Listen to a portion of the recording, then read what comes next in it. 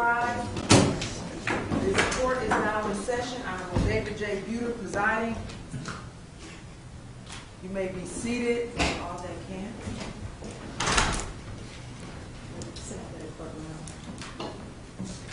This is 21FY0957, the People versus James Frisbie. This matter is scheduled for preliminary examination on today's date. Ms. Konski appears on behalf of the prosecution, Mr. Dodge on behalf of Mr. Frisbie. Ms. Konski, are you ready to proceed? I am, Your Honor. And Mr. Dodge? Yes, Your Honor, and Mr. Frisbie is here right next to me, Your Honor, just for the record. Thank you. Then you may call your first witness. Thank you, Your Honor. The first witness would be T.J. Sikkema, who's a retired detective from the Kent County Sheriff's Department. However, he is out of the country.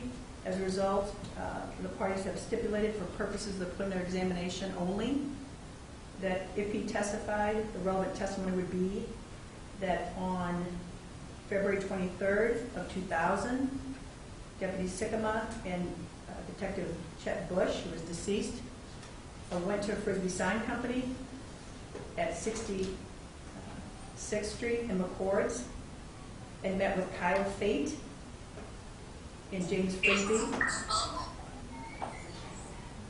He interviewed James Frisbie, and he didn't know anything about the Deanie Peters, is what it says in him, Deanie Peters' case, but he does know Stephen Osborne.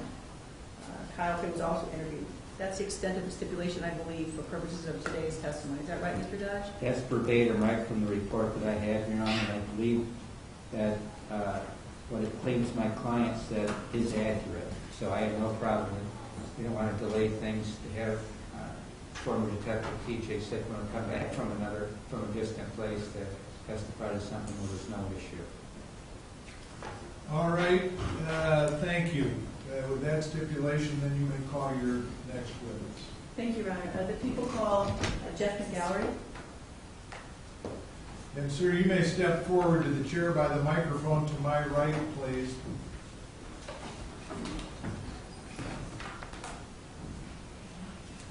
Would you state and spell your first and last name? Jeff, J-E-F-F, McCallery, M-C-A-L-A-R-Y. And raise your right hand, please. Do you solemnly swear the testimony you give will be the truth, the whole truth, and nothing but the truth, so help you God? I do. Thank you. You may be seated, and Ms. Konski, you may inquire. Thank you, Your Honor.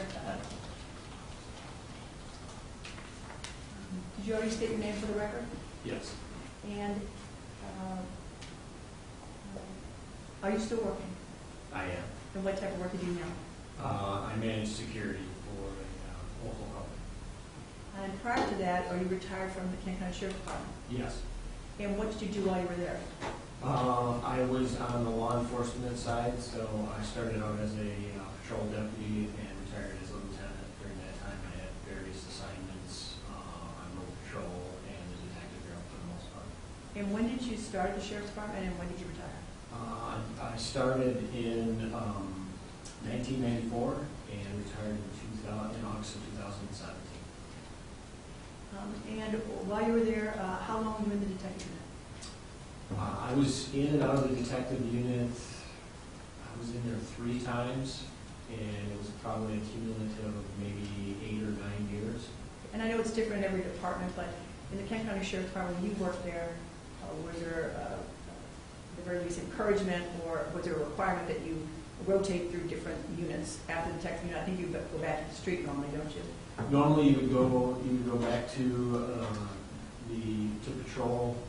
There would be a regular rotation. It was different when I first started in the detective bureau. You just stayed, and then we started a rotation. Right about that time is when I got promoted. So usually, when you got promotion, they gave you a different assignment. So you would, if you're in the detective bureau, a lot of times you go on the road patrol. If you're on road patrol, you got promoted. A lot of times you go to the detective bureau. So I left when I got promoted various times. Okay. Now, while you were working for the Sheriff's Department, did you have an occasion to work at all on the 1981 Deanie Peters disappearance murder case? Yes. And do you recall when you would have first had contact with that actual investigation?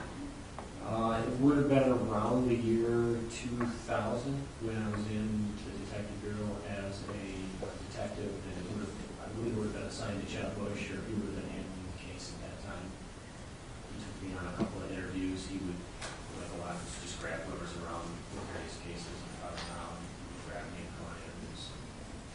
And did there come a time, though, when you were assigned a couple years later to take a fresh look at the case and see what the status of the investigation was?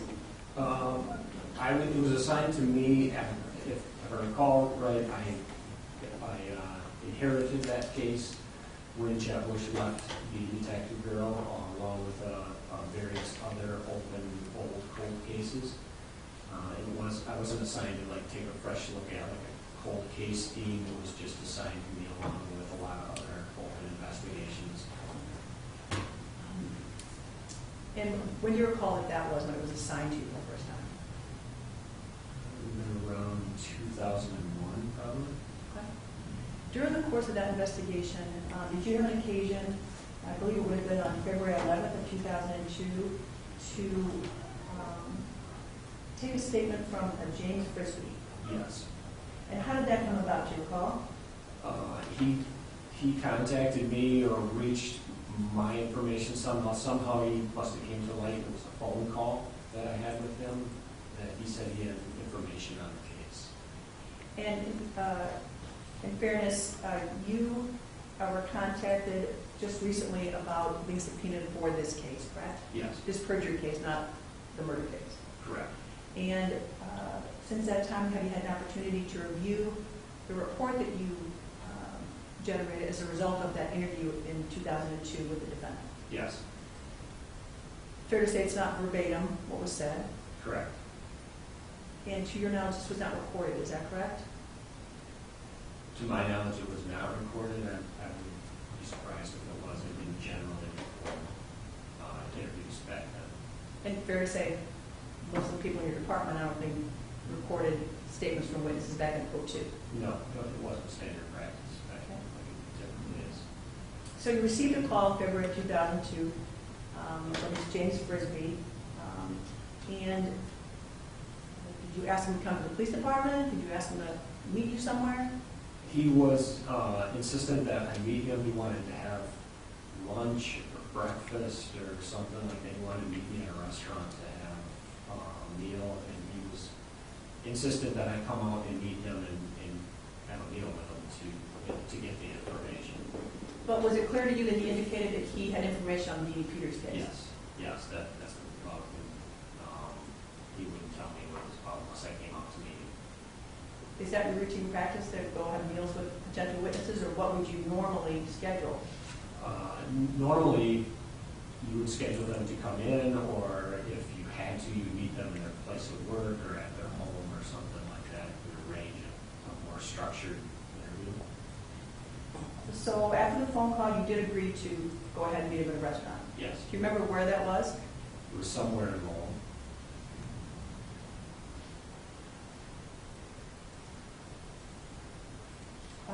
When you met him at this restaurant, were you by yourself? Yes. And was he by himself? The best of my recollection of myself. And did he give you any information about the Deanie Peters investigation or about her? He did not have specific first-hand information. He indicated that he had heard rumors through someone that he had worked with or he knew about some people that were potentially involved in the case. And did he tell you where he got his information largely from, if you recall? He told me he got it from someone. I don't recall off the top of my head what the name of the person was. Would it refresh your memory if you took a look at your report from February of 2002? Yeah. May I approach the witness, Your Honor? Sure. I'm going to hand you a two-page staple report. There's a supplemental written by you, and for reference, it says 181 and 182 at the bottom, but those were added by investigators. You take a look at that. Don't read it. I'm going to ask you to refresh your memory as to who the defendant told you in 2002 he got the information largely from.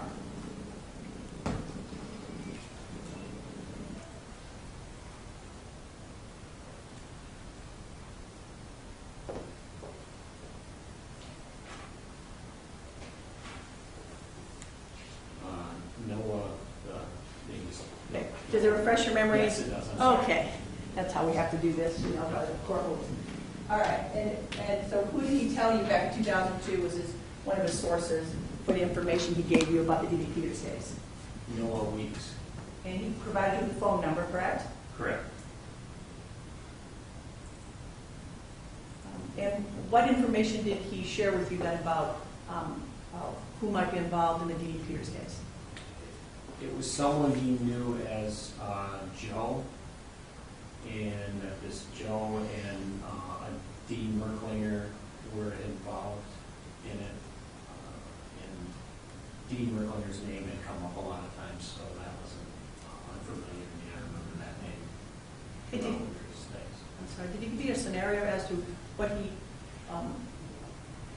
this Joe and Dean Merklinger did to cause her death?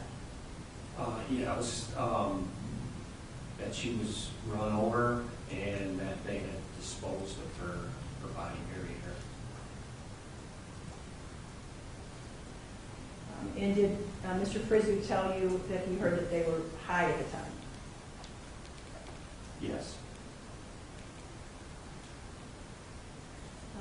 Did Mr. Frisbie tell you where the body may be buried? If you recall. I recall that he did, but I don't recall the spot of which, It was a long time ago. Yes. Take a look at the report. I want to give you another minute to look it over again. I know you looked at it recently, but all my questions will be from that.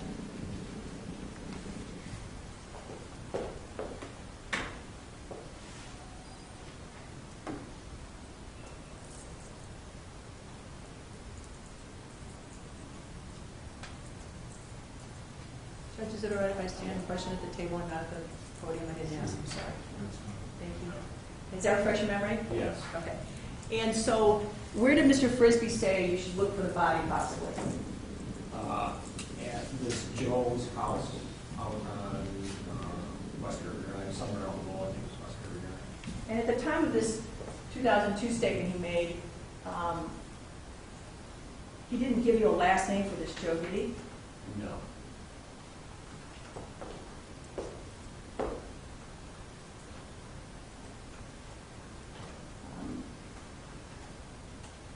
So you said that he told you that it may be, the body may be behind Joe's house on River Drive? No?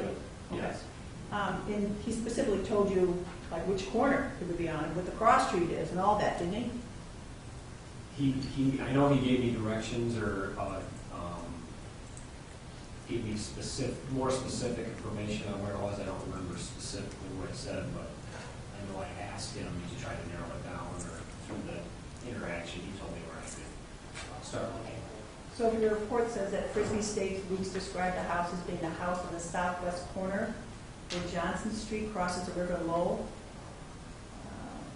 He also said he believed the address is 13435 Grand River Drive Southeast. I mean, that's a lot of detail. Correct.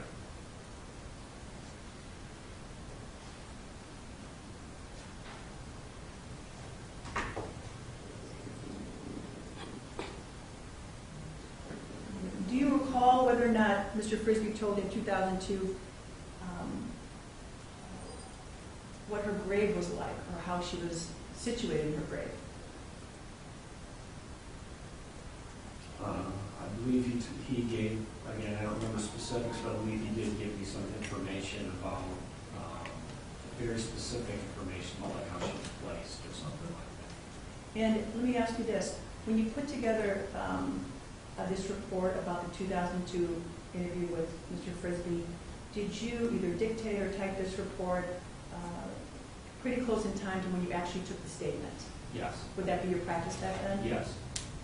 And do you recall on this one, I think you checked into it for us, if you could tell if this was something that you dictated and someone in your department typed up, or whether it's something you typed up yourself? That would be a transcription. So you had someone type it up for you? Yes. Yes. Okay. And once a report is typed up, was it your practice to review the transcription, to approve it, or say if there are any mistakes or inaccuracies? Yes, I was figured my name was going on it, so I wanted to make sure it was my report. And when you reviewed this report recently, did you see any indication that anything you put in the report is inaccurate? No. So if the report says Frisbie states Weeks thought Joe had said that Deanie was buried, There's one thing that, I think there's a spelling down at that, they spell Deanie as Dee-Dee, D-E-D-E or something, that needed one inaccuracy, but that's a typo. do you know if that's a typo or if that's how Frisbie, what Frisbie called her at some point? Do you know for sure? I don't know for sure, no. Okay. But the report states that Frisbie states Weeks thought Joe had said that Deanie was buried in a shallow grave with her head towards the river. I mean, he told you that, it's in there, correct? Yeah.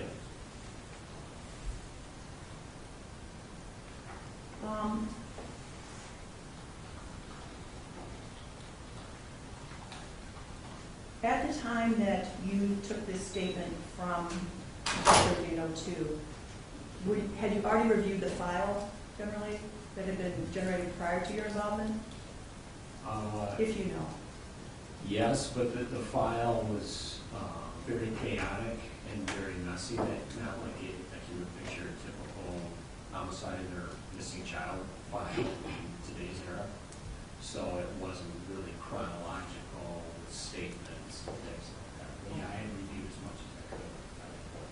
Well, by the time you took this statement from Mr. Frisbie, it's been about 20 years, correct? A little bit. Correct, yes. Were you aware that in 2000 he made a statement saying he didn't know anything about it? If you recall. I don't recall. I would have expected if I was aware that I would have called him out on that fact. Do you recall if you went anywhere with Mr. Frisbie to any locations or any possible burial sites, or if the interview took place strictly at the restaurant? My recollection was just at the restaurant in the parking lot. And according to your reports, I think in your log you put the specific date as February 11th. On February 28th, a little over 2 weeks later, you got a phone call, didn't you, from Mr. Frisbie? Yes. And at that time, did he give you any information about the investigation or anything you thought was related to the investigation? He said that he was getting like crank phone calls, and he insinuated that it had something to do with his statement to me and his involvement in this investigation for providing information. Did he tell you how he was responding to it or how it affected him? Do you recall? I don't. At the bottom, first page, you have to go through the report and see that question about it.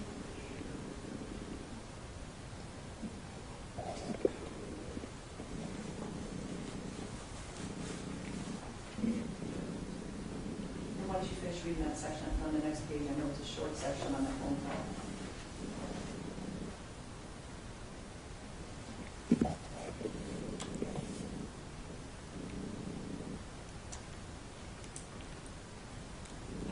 Is that a question? Yes. And so how did he say he was responding to these calls he was getting? That he was fearful. And he said they were in the middle of the night, correct? Correct. And it sounds like he said it was more than one. Yes. Did he say whether or not he recognized the voice on the calls or described the voice in any way? Yes. What did he say? He said it sounded like a black male. And did he say that the black male kept asking for Deanie? That's how it's in your report. Yes.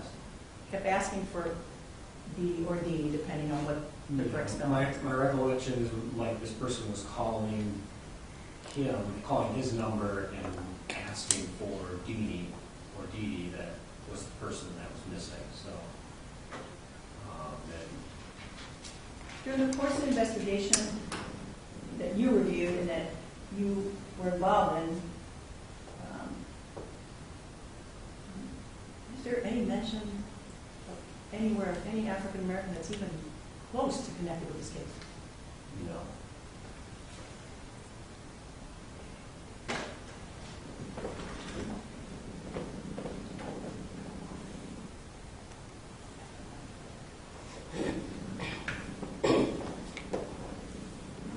At the time that you did this interview in 2002, you actually put in here James Douglas Frisbie, the date of birth, 10/4/59. You put an address on Dygert, an Alto, and you put 3 phone numbers. Is that common practice for you? Yes, To make sure you're identifying the proper person that you interviewed? yes. Let me ask you this. I don't know your answers. Whatever the truth is, it is. Are you able to recognize this person today in court or not? I'm almost certain. Okay?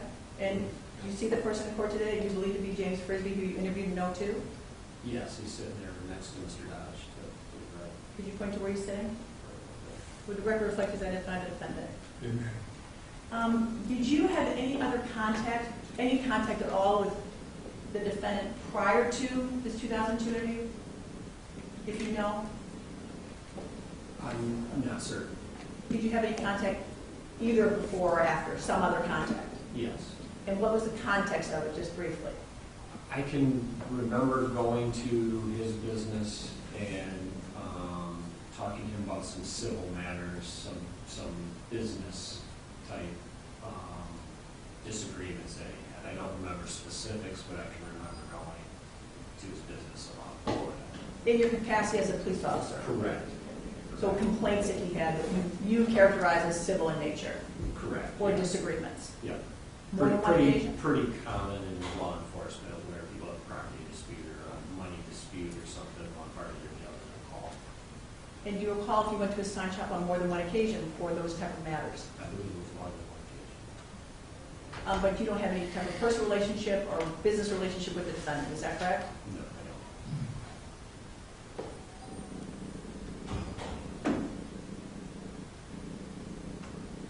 Have anything further to this witness? Mr. Dodge, you may cross-examine. Thank you very much, Your Honor. Good afternoon, sir. Thank you. Maybe we can just unpack this for the court, since the court's hearing about Joe and even Mr. Frisbie probably for the first time today, anything specific, or Noah Weeks. So just to have a timeline here and to get this sequentially. You were contacted by who you have identified as James Frisbie, is that right? Correct. You had cases as a detective or as an officer, deputy, where sometimes you're told someone else may know something, go and talk to that person. Yes. Or someone else may even be a suspect of doing something wrong, so you got to go and check them out. Sure, yes. But neither of those are present in this case, is that right? I'm not following it. In this case, it's Mr. Frisbie contacting you and saying, I have some information or may have some information. Yes. And from your report, it's very clear that he told you that he did not, no problem, I didn't even hear you once ago, that he did not know anything specific about the Peters case, They didn't have any first-hand knowledge. that he was going to be talking to you about rumors. Correct. And what he was relaying to you is that Noah Weeks told James Frisbie that Joe might have had some involvement in the Peters case. Yes. So we don't have James Frisbie saying, I was involved, or I know something. He's talking about what Noah Weeks told James Frisbie about Joe, quote, end of quote. Yes. No last name for Joe? Not that I recall. And that what he tells, apparently, what Noah Weeks told Jim Frisbie back sometime near February of '02 is that Joe was with a dean. Is that right? Right. And what Noah Weeks apparently had told James Frisbie, that James Frisbee's telling you, when he's telling you it's rumor, that Joe and Dean were in an automobile and that Ms. Peters jumped out in front of the vehicle, That sounds correct. and that since Joe and Dean were doing drugs, that they didn't want to report anything themselves? I don't remember him telling me, saying anything about anybody, whether the motives were for reporting or not So what you're hearing on February 11th, 2002, is James Frisbie telling you what Noah Weeks told James Frisbie that Joe told Noah Weeks. I think so. Yep, there are a lot of names in there, but yep. I'm just trying to unpack it, because sometimes the first time around, it's all condensed as though it's anything other than what it is, okay? Yep. It's basically third-hand information, yes. Thank you.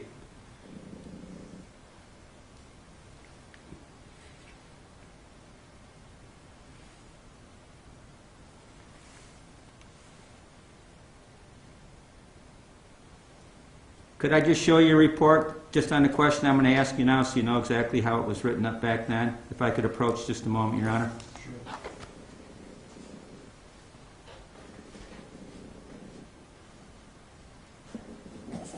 You could obviously read the whole thing if you want, but the question I'm going to ask you is about,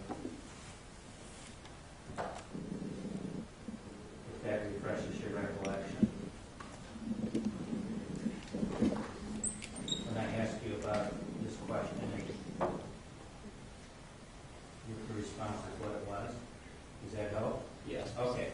So when I asked you about whether you were told that Joe told Noah Weeks that something happened, and Jim Frisbie's telling you what Noah Weeks told him, did that include that Deanie Peters had jumped out between some cars and that Dean had run over her?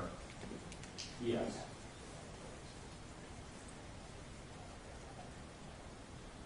That Frisbie heard through Weeks that Joe said the two of them were high at the time, Yes.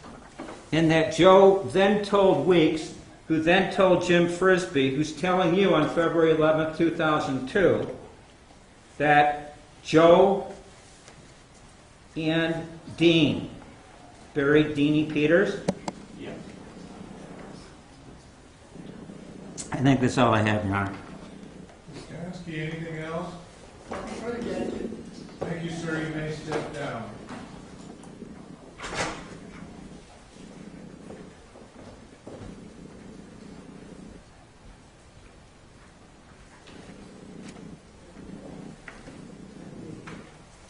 You may call your next witness. The people called Susan Timmer.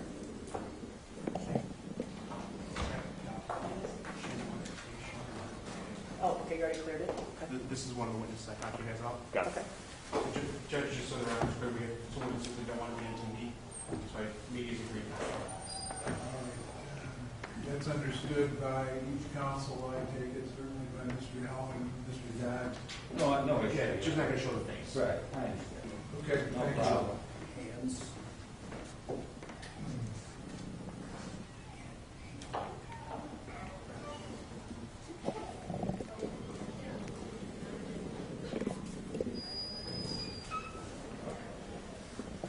And ma'am, if you'll step forward and have a seat in the chair by the microphone to my right.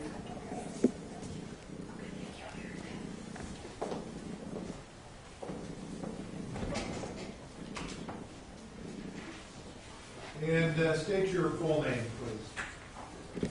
My name is Susan Timmer. Timmer, correct? That's correct. Would you raise your right hand? Do you solemnly swear the testimony you give will be the truth, the whole truth, and nothing but the truth, so help you God? I do. Thank you. You may inquire.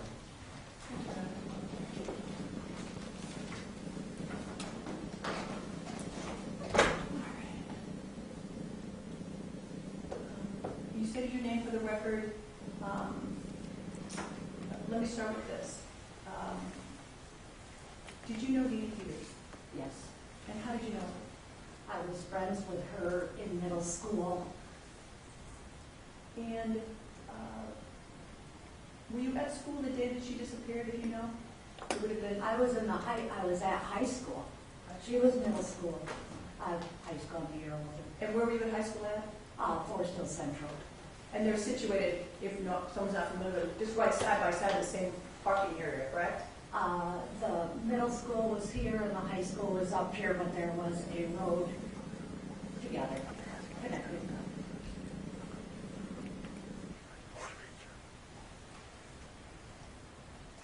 I want to ask you if you recall whether or not the police talked with you because you were a close friend of hers back in 1981 when she disappeared. I don't recall, but I don't recall. That was a long time ago. Did you know who Kyle Fade was? Yes, How do you know Kyle Fade? I dated him And do you remember when you dated him, what the time frame was? around 1999 to the beginning of 2004. So you were never married, correct? No, And during your relationship with Kyle Fade, he struggled with drug addiction, alcohol, things like that. Is that correct? that is correct.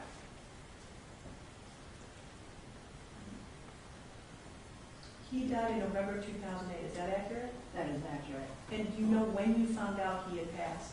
I found out that morning And of you his passing. And how did you find out? I found out from my friend Karen And what's Karen's last name? Knoblauch. And do you know how she was related to Kyle, or how she knew him? Yes, Kyle was her ex-husband. And you know if she had divorced him and then you dated Kyle? What was the order? Yeah, she divorced him, and I dated way after. And did you work together when you found out that in 2008 when he had passed? Were you working together at that time? We worked for the same company, yes, not at the same location. And what kind of relationship did you have with Karen, Kyle Fade's ex-wife?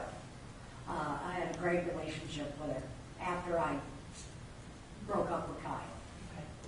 And how would you Let describe? me just interrupt a moment and remind everybody that if there's any recording taking place, that's as authorized by law, or requests have been made to do that, and those requests have been approved by the court. If the request has not been made, any recording of what's taking place here today is not authorized and must stop. Thank you. Thank you, Your Honor. Okay. And until today, you're still very close friends with Very Karen, close correct? friends. The day that you found out that Kyle Fade had passed away, did something unusual happen? Yes. Tell us what happened. I was at work at the bank, and I got a phone call from James Frisbie. And do you recall if this was by cell phone or a work phone? It was at work, the work phone. And we're talking 2008. Is it the same day you found out that he had passed? Yes, You got a call from Jim Frisbie. yes. What happened? He called me and he said, "Hey, did you hear that Kyle Fade died?" And I said, "Of course I know that." And he said, "Yeah, I think he lived his life with drugs and alcohol because he felt guilty about killing Deanie Peters." And I said, "What?" After that, we talked about, he asked me if I was going to the funeral. And I said, "No, I'm not going to the funeral." And I asked him if he was going to the funeral. And he said, "No, I'm not going to the funeral." And you decided not to go because you'd broken up with yours before. Is that fair? That is correct. How did you react to the information he gave? Was that the first time he ever said something like that to you? Yes, I was in shock. Had anyone ever said anything like that to you before? Never. Did you say anything in response about how does he know, or why would he say that, anything like that? I was in shock. Did he sound concerned at all about Kyle, or did he care about Kyle? No. Did that surprise you, knowing the history that the two had? Yeah. What kind of history of a relationship did you know that Kyle Fade had had with Jim Frisbie before his death? They had been best friends since they were little, And Kyle worked for Jim Frisbie all these years, and they were good friends. After that phone call, did you share that information with anybody? Yes, Who did you first share it with? Did you call? Karen Canamba, And did you do that in person or by phone? by phone. Okay.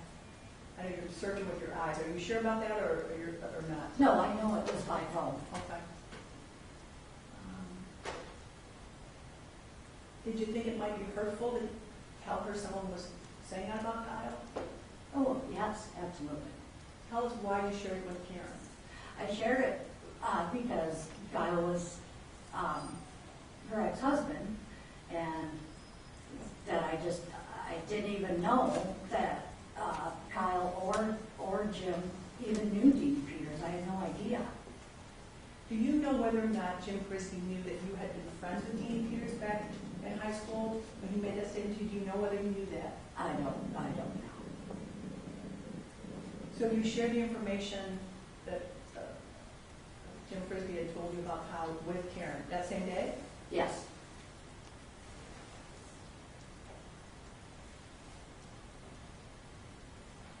At any time, did you ever discuss this phone call or the information Jim provided to you with him again at any time? No.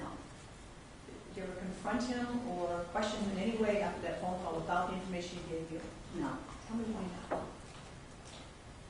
Because I didn't want to. Why not? Because I was afraid of him. Jim Frisbie? Yeah. I would object to that. What's the relevance, Your Honor? Well, she stated it as a reason as to why she didn't have further contact, and I'll take it for that limited purpose.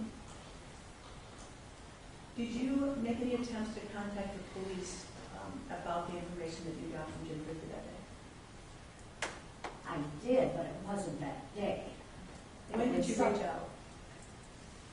I don't know exactly, but not too long after.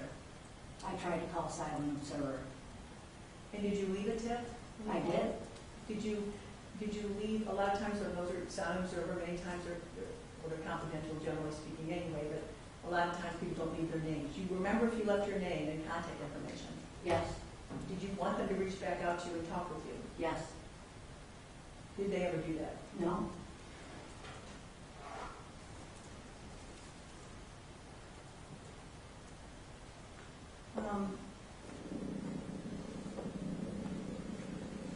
You then were first contacted about being subpoenaed to come down and testify under oath pursuant to an investigative subpoena. It looks like it would have been, you were served on May 27, 2021. Does that sound about right? That is correct. And before you got served, did you get served by this detective, Van Reed? I did. Was he professional with you? Yes. He didn't really question you at that time. He just told you No. what? What were you told about that? That it had to do with over a 40-year-old investigation of Deanie Peters. And then you actually came down and testified under oath pursuant to investigative subpoena on June 2nd, 2021, correct? Correct. And when you testified, were you truthful? Yes. Did you hold back anything, or were you afraid to tell us anything about what you did? No.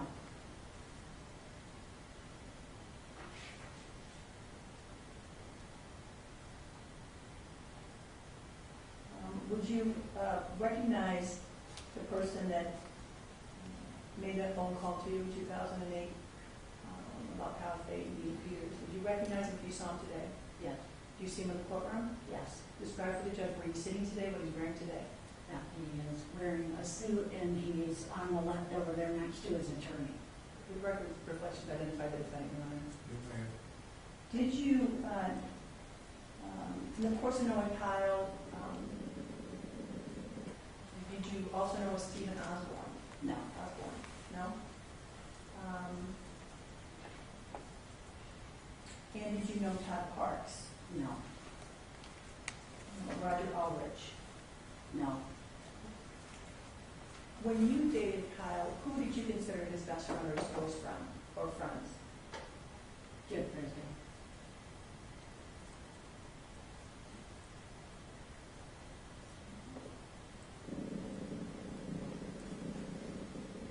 And then you go to this witness. Thank you, Your Honor. Good afternoon, ma'am. My name's David Dodge. I'm Jim Frisbie's lawyer, and we haven't met before. But just to try to contextualize your testimony, you and Ms. Peters were grade school, early high school friends back in the late 70s, right up until 81 or so, early 81. Yeah, she was new to Forest Hill. She moved from California. We were friends when I was in the 8th grade at Forest Hill Middle School, and she was in the 7th grade.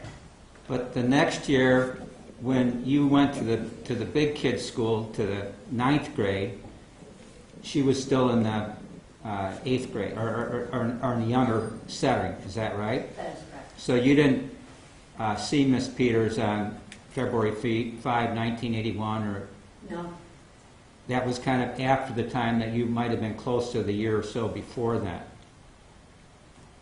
I was friends with her, but I went to the high school. And then we go from there until your friend Karen was married to Kyle Fate, Correct. perhaps in what time frame? 10 years later or more? I don't know, I'd have to do the math. I know that Kyle and Karen's daughter was born in '88, same year that my daughter was born. So they were married, I would imagine, in '87 until, I don't know when they got divorced, honestly. But sometime after their divorce, you and Kyle dated. Correct. And during that time, I believe there's been testimony that Kyle Fate was perhaps overusing alcohol and perhaps even some controlled substances, other controlled substances. That's correct. And that was part of your breaking up with him? Correct. What would you estimate would have been your breakup date? I won a trip through work to Puerto Rico, and he thought he was going to go with me, and he didn't. I would say the beginning, I would say February, March of '04. So between '04 and Mr. Fate's death in November of '08, you were not having any regular contact with him? No, that was the last time I talked to him was the day I broke up with him, the beginning of '04. Now, Not one. Jim Frisbie was a customer of your employer, is that right? I wouldn't say it was a customer. I mean, he may have had an account, but yeah, I guess so. Perhaps a business account for Frisbie Sign Company? Yeah, I did open up a business account for him once, yes. How many times had you seen James Frisbie before the date of Mr. Fate's death, November of '08? Tell me the dates again. How many times would you have seen James Frisbie between whatever first time you met him and November of '08? The date, when Kyle and I were dating, that's when I opened up the account for Jim Frisbie. That was between 1999 and 2004. From the time 2004 to 2008, I had no contact with Jim Frisbie. As far as the, I believe this, the timeline or the sequence was Karen used to be Fate, told you that her former husband, your former friend, boyfriend, Kyle had died. That Karen tells you first, Yes. if I've got it right. Yes, that morning. And then your testimony is you got a phone call from James Frisbie. Yes. And if you can tell us, was that on a landline? Yeah, it was a bank phone. So we don't have any cell record or anything like that, is that right? It was at my work. It was on a work phone. And what Mr. Frisbie told you is something you already knew, that Kyle Fate had died. Yes. But that, what was the rest of it? If you, just so I don't misstate it, understate it, overstate it. He said, did you hear that Kyle died? And I said, yes. And then he said, I feel like he was, this is his words, and it's not exact, but he said, you know, Kyle had a drug and alcohol problem all these years, and I think it's because he felt so guilty about killing Deanie Peters. And to the best of your knowledge, did Kyle have a drug and alcohol? I believe you already testified that he did. Yes. Was there ever any further contact with James Frisbie after that call? No. Customer relationship or anything else? Not that I remember, no. I believe that's all I have, Your Honor. Thank you, ma'am. Thank you. Ms. Konsky, anything? Nothing further, Your Honor. Ma'am, you may step down. Thank you.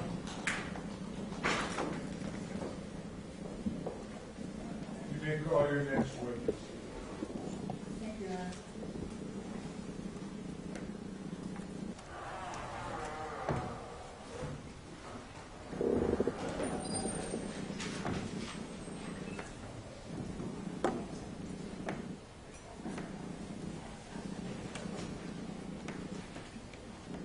May we approach briefly, Judge? Sure.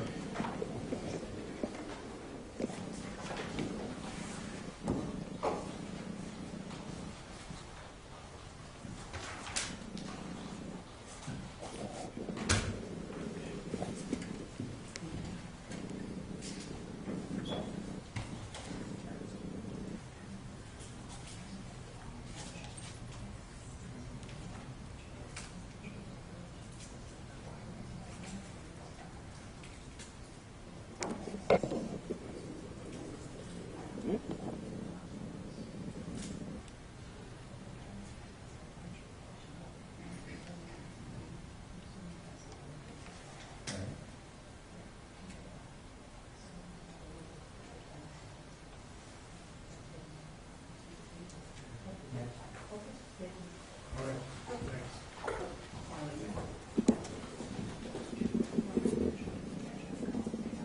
Next, use Detective Jeff McCallery. I assume no objections to that, Mr. Dad? There's no objection, Your Honor. Yes, then you may.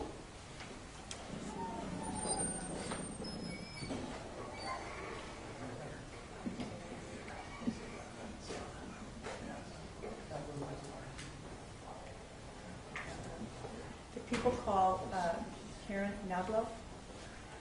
And this is another witness that does not want.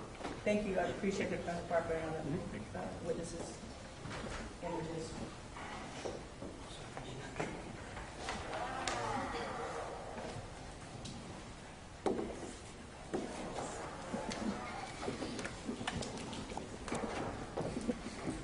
And ma'am, you may have a seat at the chair to my right, please.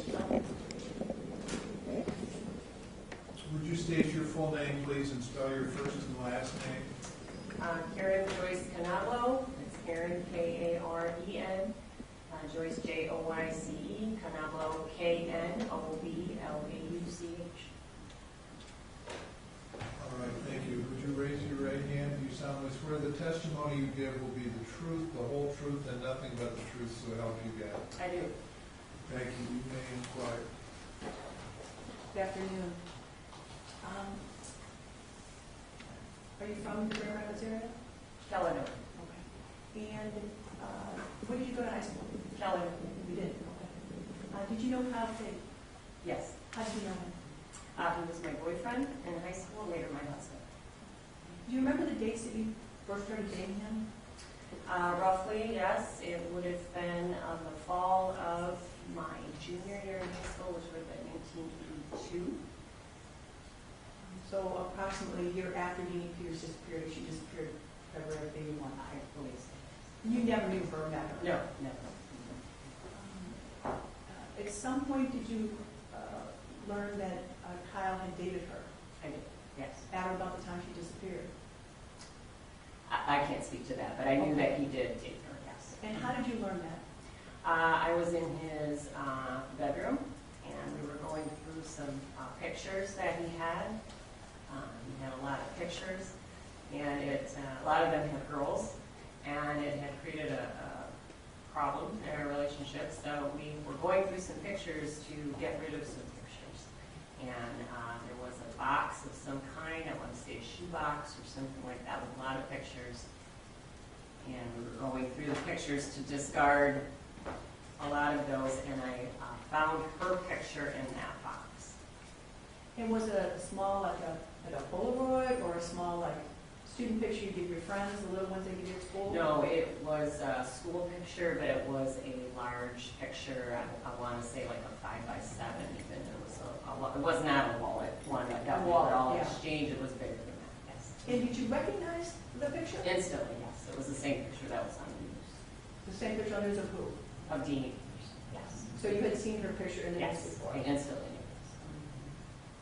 knew And did you say something to Kyle Yes. after seeing this? What did you this. say? Yes, I mean, because this was pictures of parties and girls, and, you know, we were having conversations about that, pleasant one, and then I saw that, and I instantly breathed in sharply, because I was shocked.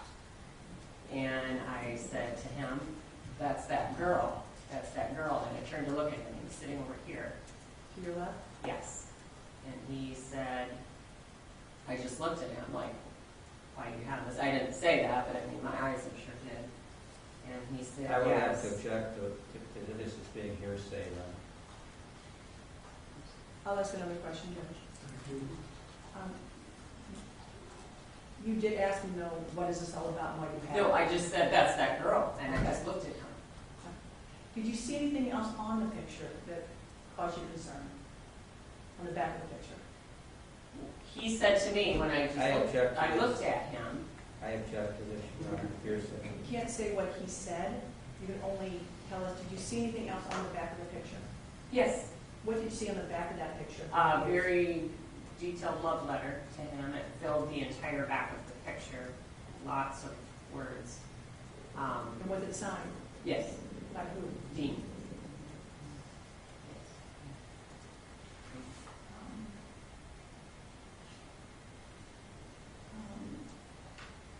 Do you know what happened in that picture? No, I never saw it again. We never spoke again. Now, while you're going through these pictures of girls, are you making them throw out some of them? Yes, yes. Did you make him throw this one out? I said, you can keep this one, and we kept going through the box, and it was the last thing I was saying. Why did you tell me to keep that one? She was dead. She was no threat to me. I mean, I was concerned about him cheating on me, so. Okay. Yeah. And subsequently, you did marry Kyle I Fay. did, And yes. when was that? It was in March of 1988. Did you have one child? We had one child. During the time that you dated him and then married him, did he struggle with drugs and alcohol the entire time that you knew him? Yes.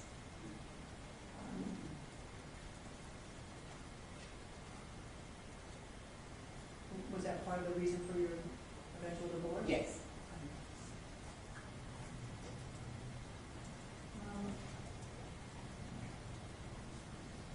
So how many years total did you date Kyle and then marry him? Off and on about 6 prior to our wedding. And then married for how long? Been married for about 3 years. So 9 years total, maybe 9 to 10 years relationship? We continued to see each other even after we divorced. We co-parented our daughter. I would say maybe up to 95. Did you know who his friends were when he was in high school, when you first met, and as you went through the relationship with him over those years? Yes. Who were his closest friends? When we started dating, Yeah. Steve Osborne was say one of his closest friends. And he would have been the same grade as Yes, Jim, they were the same age. same age as Kyle. Yes. And then he had other friends who might have known him. Jim Frisbie was a good friend of his as well. He was what, about 5 years older? I'm not sure, but yeah, he was older. He was out of school.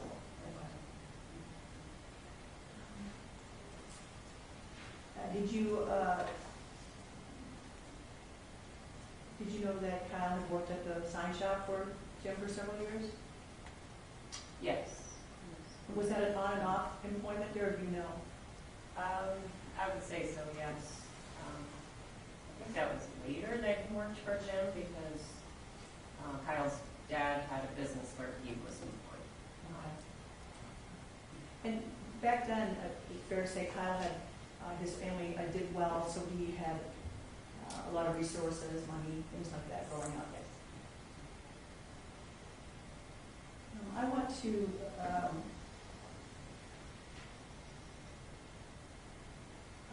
to fast forward now. You learned that Kyle passed away in November 2008, correct?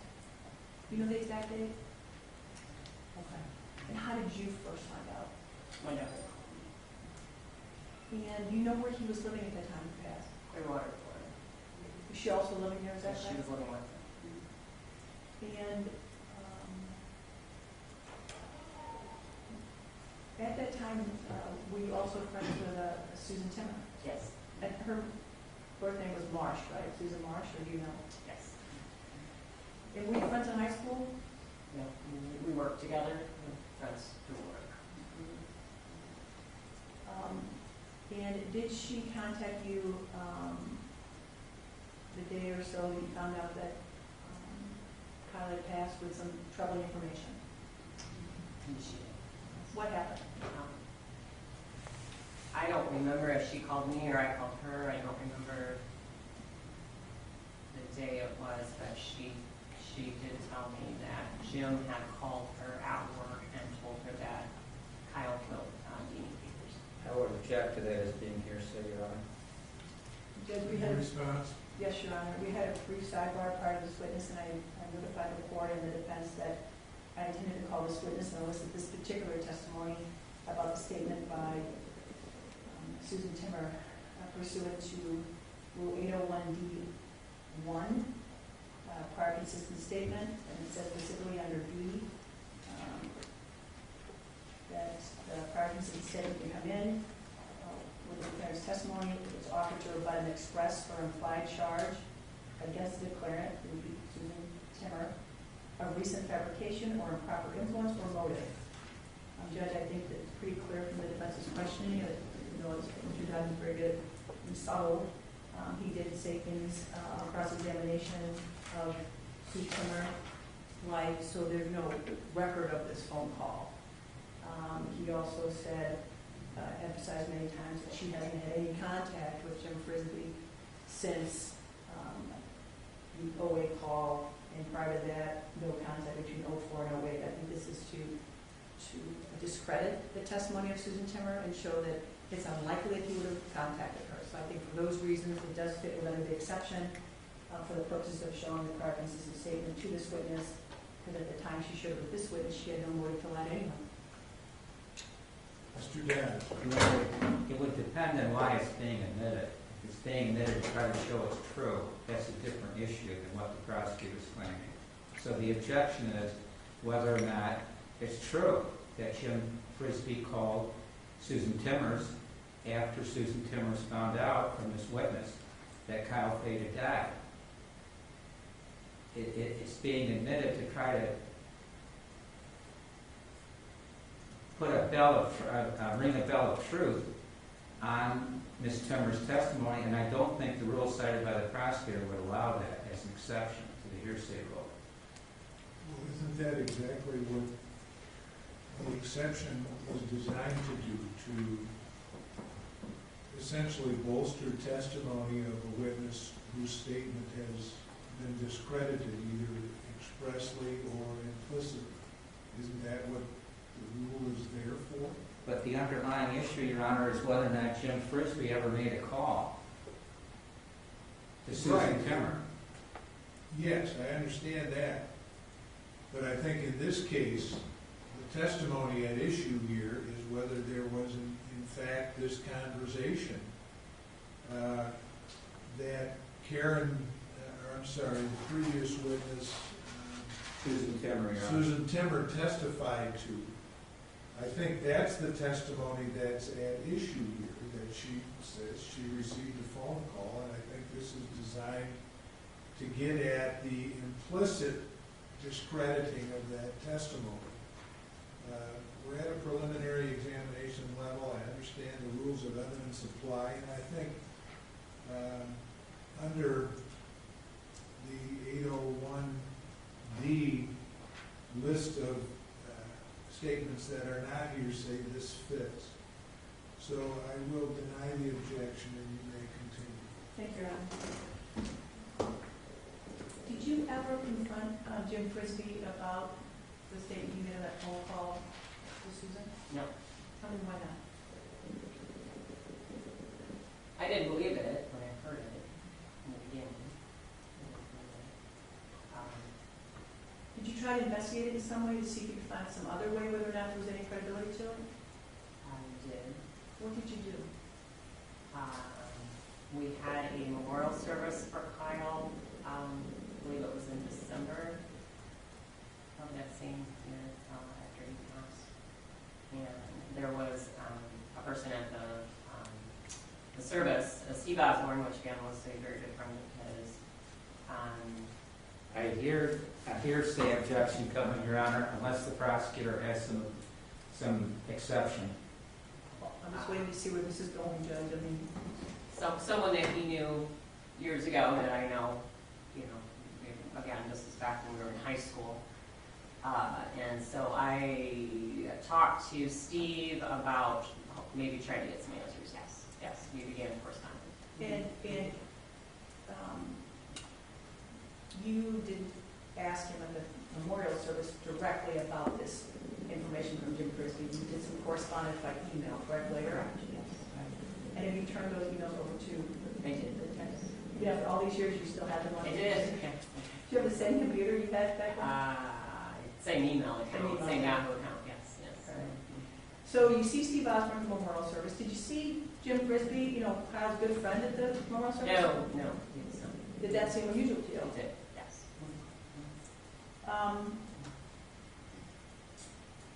So after the memorial service, you did see Steve Osborne there. Yes. You started corresponding, as you put it, by sending emails or exchanging them with the Steve Osborne, correct? Yes. Did you get his email at the memorial service, or do you remember? I don't know whether, we may have exchanged phone numbers at the service. I And what was your purpose in sending these? There were multiple emails between you and Steve Osborne. What was your purpose behind that? I wanted to maybe get some answers as to why I buried my daughter's father, why he was,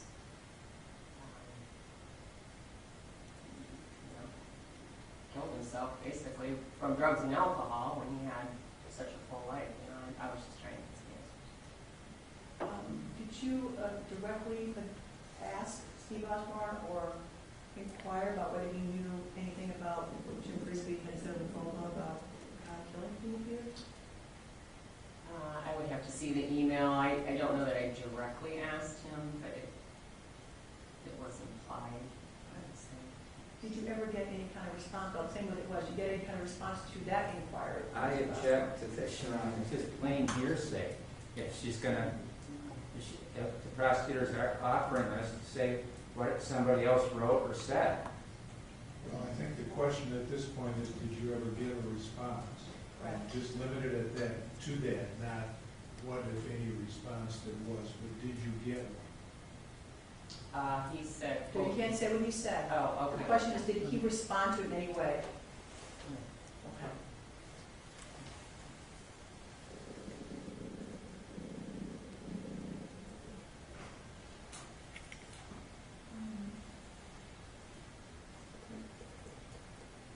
In the Deanie Peters investigation, the police never sought you out during the investigation for many, many, many years, correct? Correct. It wasn't until, at least according to my records, that on June 3rd, 2021, just this year, that you were contacted by Detective Van Reed? Correct. Do you remember it was by phone or in person? He called me and then came to my home. And did you tell him essentially the information you provide here today? Yes.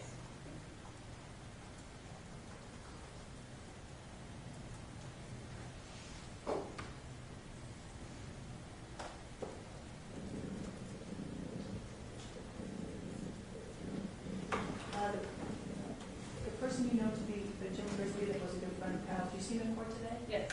You describe to the court where you're sitting today, what you're wearing today? Sitting here next to the defense attorney in a suit. Record reflects to identify the defendant. Have you had any contact with Jim Frisbie, the defendant, since Kyle's passing? No. And did you have much contact with him all before he passed away? No.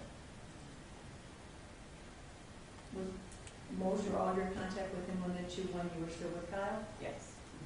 All right, nothing further. Thank you, Your Honor. Good afternoon, Mayor. We have met before. My name's David Dodge. I'm Jim Frisbie's lawyer, and I need to ask you just a couple of topics, okay? As far as this photograph, her picture, I think was your description. You don't know where that photograph is now, as far as whether or not the court could look at it and see who was actually depicted? No. I'm not going to mention the person's last name, but just a first name of Laura. Anything that would lead you to think that the person was a Laura, last name starting with a P? I don't understand the question. Do you know whether your daughter Emily wound up with that photograph? I don't know. No. And whether or not perhaps the person was a Laura, L-O-U-R-A, last name starting with a P? What person? In the photo. It was Deanie Peters' photo. You're saying that based upon a news media photo that you saw? As far as looking, this is someone that you'd seen in a news media photo? I'm sorry. I'm not understanding what you're asking. On this conversation with Susan Timmers, the two of you were apparently frequent conversing with each other, perhaps worked in the same place back around the time of Kyle Fate's death. Is that right? Yes. And I believe your testimony was that, quote, I didn't believe it, end of quote. When she told me that, what Yeah. Jim had said to her, no, I didn't believe it. No. It's the Thank you. first that ever crossed my mind, ever. No. I believe that's all I have, Your Honor. Thank you. Just briefly, Your Honor, when you say you didn't believe it, did you not believe that Susan got the phone call, or you didn't believe that Kyle was involved? Oh, I didn't believe that Kyle was involved. Do you have any reason to disbelieve what Susan Timmer told you? No, I believed what she told me. I couldn't believe what she said to me regarding Kyle killing. And, I couldn't believe that. and I want to make sure it's correct. You said that there was writing on the back, the letter on the back of the photograph, Yes. and was it signed, Deanie? Yes, it was, yes. And had you seen this picture more than once on the media that we're talking about here? Of course, yes. How many times do you think? All over the TV every day for months. Describe it as best you can. It's the one where she's a little bit turned, her hair's got the curls, some heavy eyeliner that we all wore in the 80s. Yeah. That, it was that one. Thank you. Nothing further, Your Honor. Thank you, ma'am. You may step down.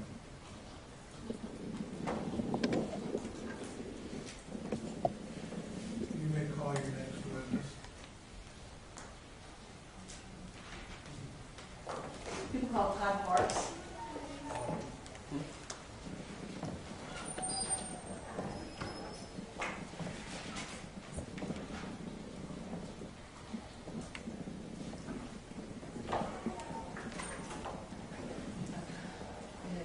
And sir, if you would step forward to the chair by the microphone to my right, please.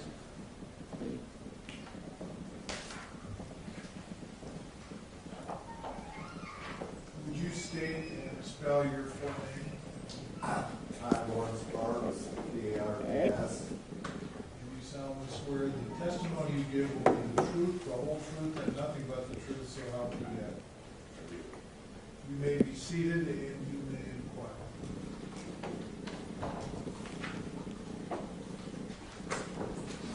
Mr. Parks, where'd you go to high school? Caledonia. And is that where you graduated from? Yes, ma'am. And did you know Kyle Fate back then? how'd you know him?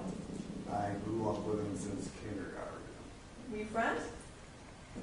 Yeah, Sounds like maybe not best friends, but you hung out sometimes?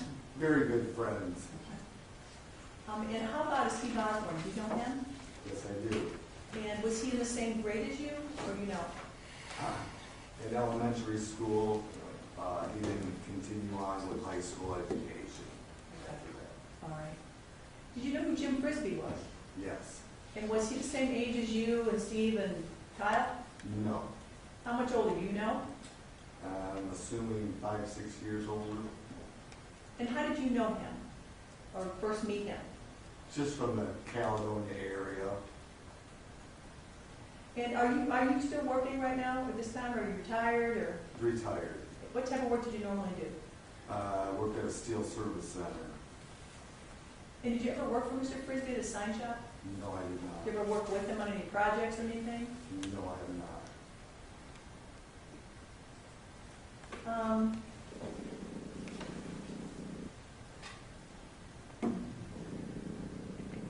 Do you know whether or not Jim Frisbie had any kind of relationship, or friendship is what I mean, or anything like that with Kyle Faith? Yes. How would you describe your relationship back? Acquaintances. Do you know if he worked for Jim at any time, Kyle? Yes, he did. And do you know whether or not Steve Osborne had any kind of relationship with Jim Frisbie? Just an acquaintance. Do you know whether or not Steve worked for, Steve Osborne worked for I him? do not believe so, no.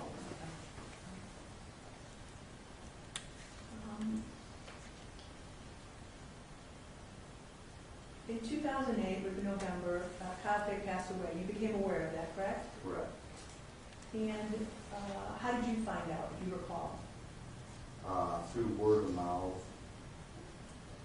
And did you have any discussions with Jim Frisbie about Kyle after he passed away? After learning of his passing, I did stop one day to find out exactly if he knew or what had become of him. And when you said he knew, are you talking about Mr. Frisbie, if he Jim, knew about yes. Kyle? Yes, So you're looking for a little more information if he has any about Kyle's death? correct. And how close in time would have this been when you stopped by his shop to ask Jim Frisbie about if he knew anything about Kyle's death? How close in time was that in relation to when Kyle passed? If you know. It had to have been shortly, sometime within a few months probably, after learning that he had passed. And at that point, before you stopped in at Jim Frisbee's sign shop, and where's that located at? That sign shop? Alto, And that's where it's been forever. forever. I was going to say forever, but forever, right? Did you have much information before you stopped there about what happened to Kyle, other than he had passed? No, just bits and pieces, hearsay. What happened when you stopped by and saw Jim Frisbie and asked him about Kyle? He explained to me what he had thought, that he had overdosed and passed away. During that visit, it's just you there with him, is that correct, with Jim Frisbie? As far as I remember, I don't remember anybody else. Did anything else come up during that visit, other than Kyle's death? Just, it was brought up something to the fact of, that Deanie Peters' disappearance, and there could have been a relation somehow between Kyle and Steve, possibly. Nothing was said one way or the other to be any truth to the matter. It was just more of a speculative type. Okay. Now, I know it's been a long time. You're saying this happened in 2008? Or maybe, Yes, maybe it early is. 2009, shortly after Kyle's Sure. death? Okay. I don't want you to give me commentary on what you thought about it yet. I want you to tell me what you remember was said by Jim Frisbie. I know you won't know exact words, but I want you to do your best to tell me what Jim Frisbie actually told you. I can't honestly say exactly what he told me. My interpretation was that it was just a theory Okay, and what theory did he say? that there may have been involvement with Kyle and Steve in the disappearance. Of Deanie Peters? Yes, ma'am. And did he say anything else about where they possibly could have, may have buried her? Something was mentioned about the possibility of being buried in a swamp. Did he tell you where that swamp was located? Not exactly. I just assumed that it was right in the general area. Didn't you say it was behind Steve's property, Osborne's? Well, that general area that I only know of, it's a swampy area. Because Steve lived on the corner of 68th and McCallery, according to your statement to the police. Is that still accurate? Yes. So that's the swamp that you associated with when he mentioned it to you? That general area, yes. Did he tell you how he knew this, or why he No. thought this? No. Did you ask him? No, I did not. Tell me why not? As best you can. Tell me why not. I never followed the case. I don't remember it prior to this, and I don't know how or why it came about. Other maybe wondering that maybe Kyle or something felt bad and ended up giving up on life himself, I guess. That's what you got from this? That's the way I interpreted it. Is that the only time that you ever discussed the Deanie Peters investigation or disappearance with Jim Frisbie? Yes. But after that conversation, on that same day, did you go home at some point? Yes. And were you married at the time? Yes, ma'am. What's your wife's name? Stephanie. Did you discuss what had just happened to you with her? I had, yes. Why? Because it just struck me odd. It was a weird conversation, and I just repeated that I just got done talking to Jim, and it just happened to come out. Why? I have no idea. Because you didn't bring it up, it sounds like. You didn't know anything when you talked to Jim about the case, it sounds like.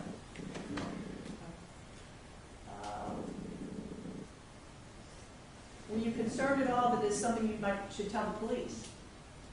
I did not at the time. My wife felt obligated and asked me about calling Silent Observer, and I told her, she felt so inclined to go ahead and do so. And that was the last that was ever said and the last I ever heard about it.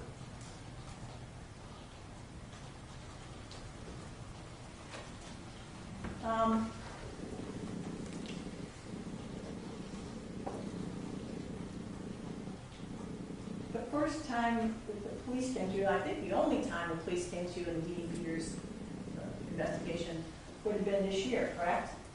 Correct. The data I have is that you talked with him on the phone, Detective Avery, who's sitting here, is that right? Correct. And he called you on 7/23/21, 2021, or you exchanged phone calls, but eventually talked to him, correct? If that's what you have down there, yes, that Is that- would be correct. That sounds about right, that time period? You have to use words. Yes, Okay. yes, ma'am. Sure. And did you tell him essentially what you're telling us here today? Yes, I did.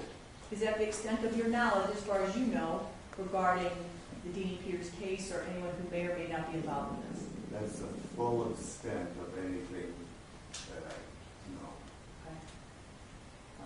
Okay. And you were served to testify with investigative subpoena, and you testified on, looks like August 13th, 2021. Does that sound about right? Yes, ma'am. Now, I want to say for the record, Judge, as the court and defense knows, investigative subpoena process is a secret process. Witnesses are not identified and should not be, no one should share the content of their testimony during investigation, and the murder is still ongoing. The only ones that people are stating, the court, are the ones that were required to turn over for purposes of the perjury charge, and I believe I've provided those investigative subpoenas or the recordings to Mr. Dodge. Is that fair, Mr. Dodge? Well, I'm still getting the items, Your Honor, but Ms. Constie's been conscientious for keeping me up to date as she gets information, is my take of what's going on. So I don't think she's withholding anything. that she should be disclosing. All right, and I think everybody understands that's potentially problematic in this case when there is such a crucial role that the investigative subpoena process plays in all that. I think each counsel is being as sensitive as they can to the secretive nature of that. So I appreciate the comment. Thank you, Your Honor. All right, so you first talked to the police July 23rd, then your investigative subpoena testimony was August 13th. Prior to you being contacted by the police, had Jim Frisbie reached out and contacted you about this case? Not come out and told me. I had ran into him recently, and it happened to be the day that he was brought in for questioning, and then just told me that he'd lost his whole day, had his phone confiscated in reference to the case. And did he share that information with you before you were questioned? Or had you already been questioned? Prior to being questioned. Okay. All right. So you run into him, he tells you you've just been questioned. Is that the first you hear that we're reinvestigating or opening this case? When my wife received the phone call from this detective here. Okay. All right. Did you have any other contact with Jim Frisbie during the investigation recently? I believe after he was on a bond or anything like that? Very briefly, I was pulled out of my driveway. He happened to be driving by and stopped and pulled up, asked me that whether or not that I'd heard what had been going on just recently, which of course, being in the meeting and everything I had, but that was about it. Well, at some point, did he ask you if you had been subpoenaed or questioned? Oh, I was asked if I had been contacted at all by anybody. By the police, right? By the police. And Mr. Frisbie asked you that, correct? Correct. And other than Mr. Frisbie telling you close to the time of Kyle Faye's death about this theory you had about Osborne and Kyle Faye to swamp, you had no conversations other than that with him about this case, had you? No, ma'am.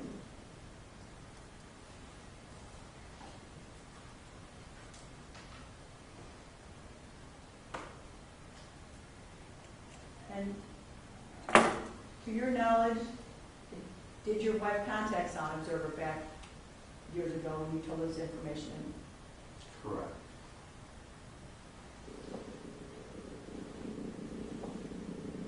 The person that gave this information, as you said, a theory or whatever you characterize it as about Kyle Faye and Steve Osborne from the swamp, you see that person in court today? Yes, ma'am. And where is he sitting today? What's he wearing today, Mr. Thomas? Sitting at the table there on the left-hand side. You've known him for a while, correct? Yes, I have. Many years. Many years. The record reflects to identify the defendant. Nothing further this witness. Thank you, Your Honor. Good afternoon, sir. We haven't met. My name's David Dodge. I'm trying to help Jim get through all this. If I can ask you a few questions. Sure. So going back to the time, about the time frame when Kyle Faye died, you mentioned that you live near Jim's sign shop out in Alto. Always have, yes, sir. If you recall, and that's been a good 13 years or so, right? Correct. Do you recall whether you said to Jim that you would take Jim out to where Kyle Faye was buried? Yes. Okay, because I didn't hear that before, okay? I'm just trying to set a stage here in terms of how this conversation came about, okay? Okay, that wasn't mentioned on my part because I didn't see any significance dealing with this case at hand. Okay. But how the conversation came about with Jim Frisbie back in perhaps late '08, '09, whatever the time frame was, you had taken Jim Frisbie out to where Kyle Fake was buried. Correct. And that's when this, and you refer to it as speculation. You recall using the term speculation, whatever was said? Correct. And you used the term theory, whether or not this was a theory of what might have happened. Correct.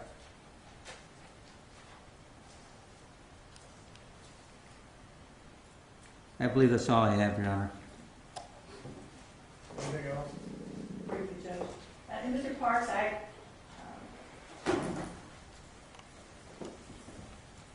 so this whole conversation took place at the sign shop or at the burial spot? Sign shop. And when, in relation to when that conversation took place at the sign shop, did you take or go with the defendant to the burial site? Before or after? I do not remember. All right, thank you.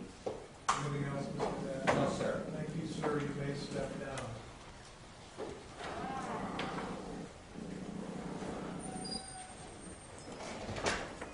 Your Honor, would the court consider just a brief recess so that we can make sure that the recording and speaker system is set up for the next witness? Thank you, Your Honor. See if I can have a break. Thank you. Please rise. This court is back in session. You may be seated. All right, and before we proceed further, let's get some idea of where we are on that time frame here. My understanding is there's going to be some video testimony next, is that correct? Judge, the next witness is A.J. Heinz, a retired detective, and there is a audio recording that will be played.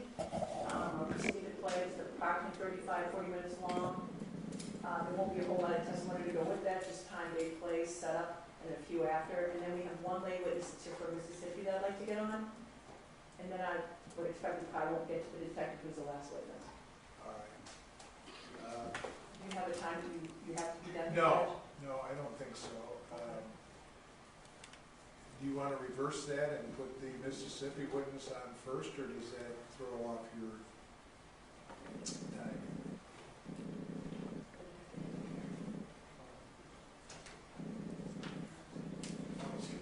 Let me see if you can back it. Then we can take a cigarette break. We're going to check in the hallway. That's what I was going to suggest, Your Honor, but obviously it's up to the court and the prosecutor. That way we've got the witness from out of state for sure, Yeah. and we can resume that ever to the court if we have anything else. I would just soon do that if we can, so you're the recording at any time. Except we have all this also. Yeah, I see that. That might be a little.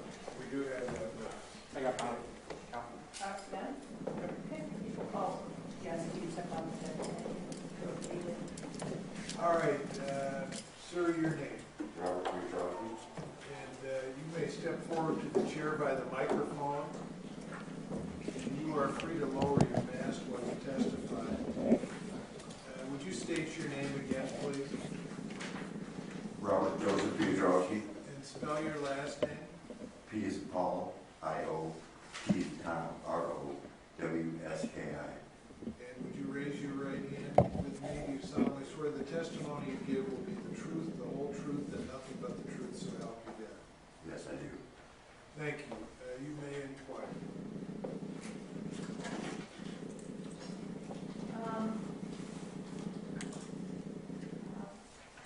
Where'd you grow up? I grew up in Delaware University. Did you go to high school there? Yes, I did. And do you know the defendant in this case, James Frisbie? Yes, I do. How do you know him? How did you meet him? I worked for him. At the sign company? Yes, The Frisbee sign? yes. And where's that located? 89, 66th Street, And what town's that in? Alto. How long did you work for him? Off and on since 1984. And did you know Kyle Fate? Yes, I did. How'd you know Kyle? I met Kyle Fate in 7th grade, and that's it, and I worked with him a couple times. And were you the same age? Yes, And do you know Steve Osborne? yes, I do. And were you friends with Steve and Kyle? Yes, in 7th grade. And do you remember hanging out with him and doing much with him in high school at all? No.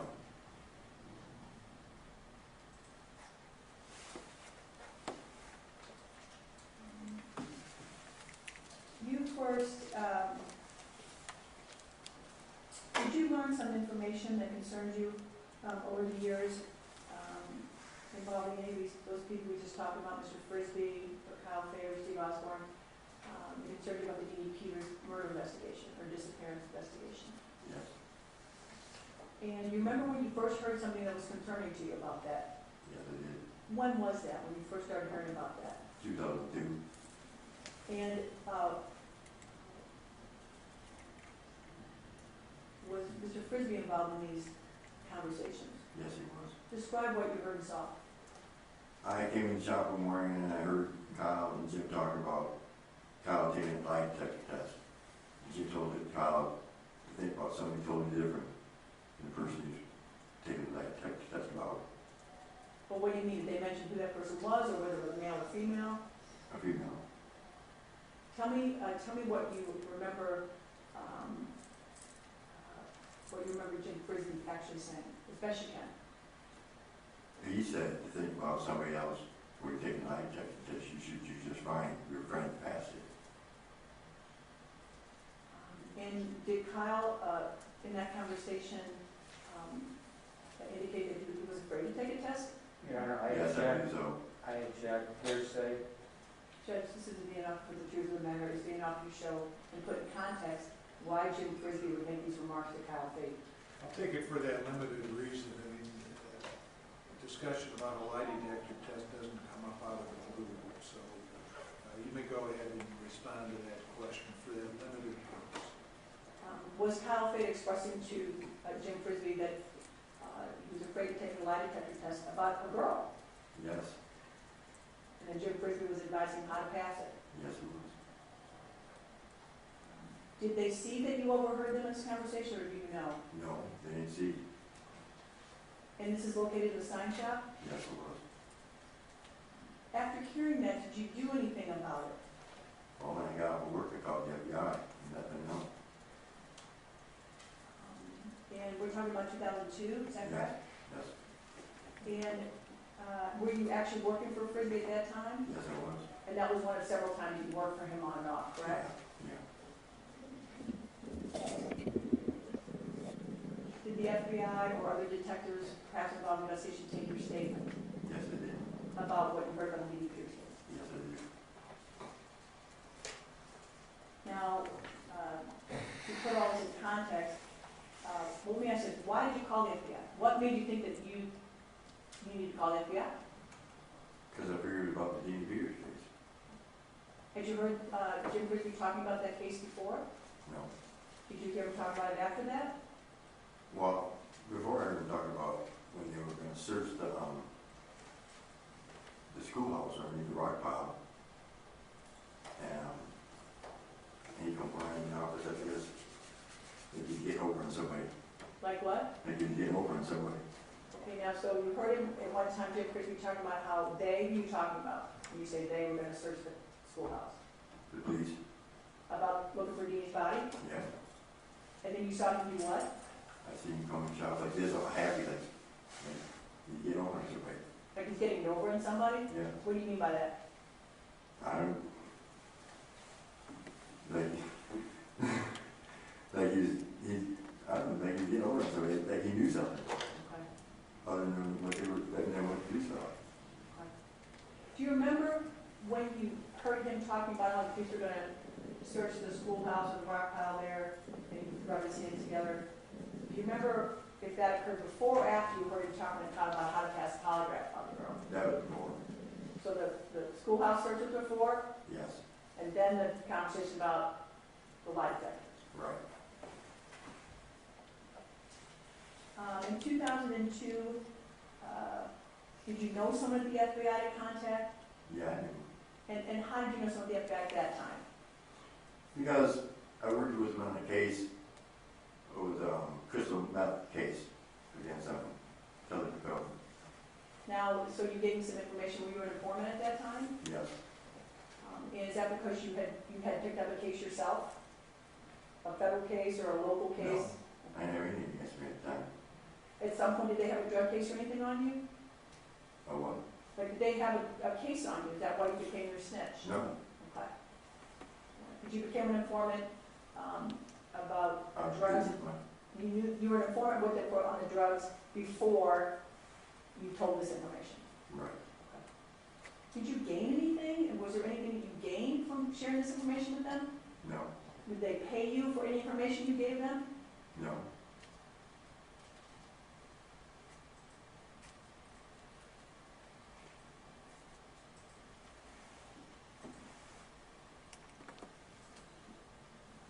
When you talked to the FBI in 2002 and other police officers that were there, did you tell them names other than James Frisbie and Kyle Fay who might be involved? Yes, I did. Who else did you say? Did you tell them? Stephen Osborne. Now, you can't tell us what Stephen Osborne said, but why did you give Stephen Osborne's name to them also in conjunction with those other two names? Well, I figured Stephen Osborne was involved because Jim Frisbie used to visit him in prison all the time. You give him money, and I don't understand why. Was Steve Osborne close with Kyle Fay and Jim Frisbie? Yes, he was. Were you close with Steve Osborne? No. Did you ever confront Jim Frisbie about the conversation you heard him talking about with regard to how to beat the poly? No. Why not? I confronted Kyle. I'm afraid of Jim.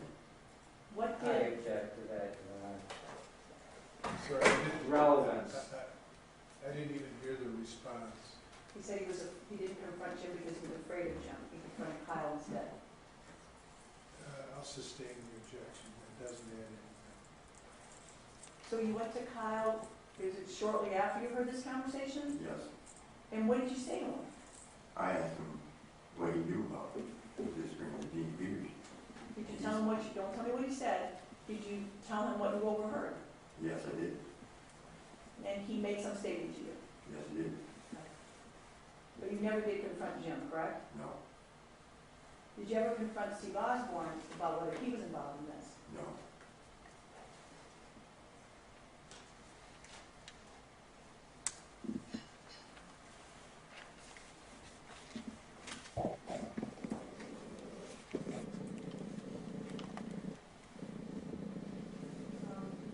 Do you recall if at any other time you ever heard Jim Frisbie blaming, did he ever blame or say that he thought Kyle or Steve or anyone else was responsible for the murder? No, I never heard him say that.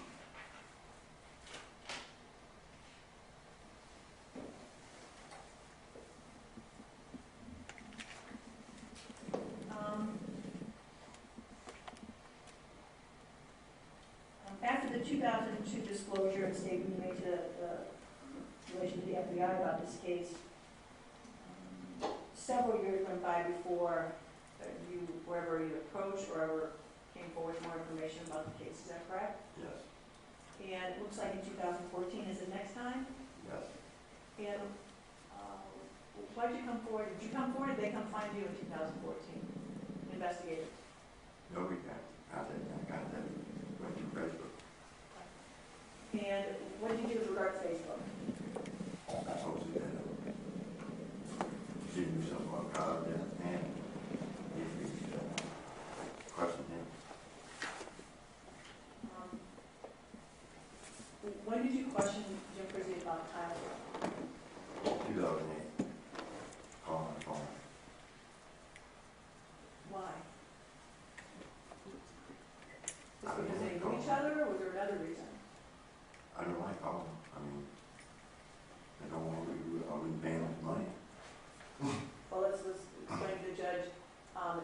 When you eventually left, when's the last time you worked for Jim Frisbie at the sign company? 2002. And did you leave in 2002? you were, well, not accused of, you stole aluminum from him, correct? Yes, And was that before or after you made the disclosure to the FBI in 2002 about what you overheard? that was active, Okay, so you made disclosure to the FBI, and then after you took the aluminum. right. And then did you get prosecuted for that? Yes, I did, And then you were supposed to pay restitution, sound like, pay money back. right, But it doesn't sound like you paid all the money back. no. When you came forward in 2014 and started posting on Facebook, did that have anything to do with this aluminum case from back in 2008? No, Or was it 2008? Is that when the case was, or 2002? it's 2002. Right. Why did you decide you were going to start posting about Frisbie having knowledge about this case?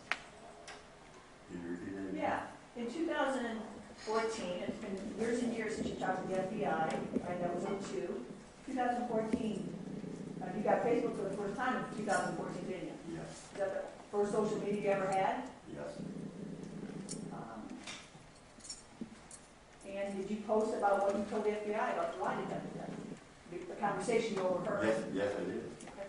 What made you decide that you should put in social media that Frisbie may have knowledge about the Deanie Peters case? Because that way the whole world would see it. Did they ever do anything that you know of back in 2002 when you gave them the information first about I don't Frisbee's know, knowledge? I don't know. And then in 2014, you also contacted the Kent Metro Cold Case Team. It looks like it was July 9, 2014. Does that sound about right? Yes, Why did you reach out to the Cold Case Team? because they need to know the truth. And did you see in the media or something that they were investigating the case or looking at the case? Or did I you didn't know? know, I think they contacted me.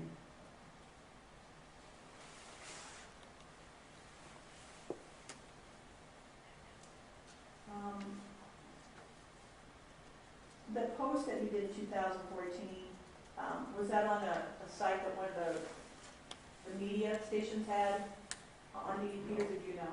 It was straight on Facebook. Just on your Facebook? Yeah. And did the press or anyone contact you as a result of those posts? Who? Anybody in the press, anyone in the media reporters? Brent Hancock, You know who he was with?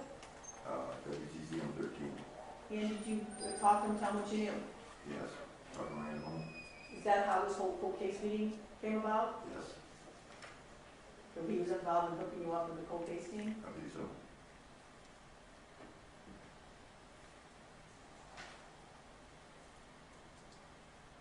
Had you ever met Deanie Peters or seen her in real life? No, just pictures.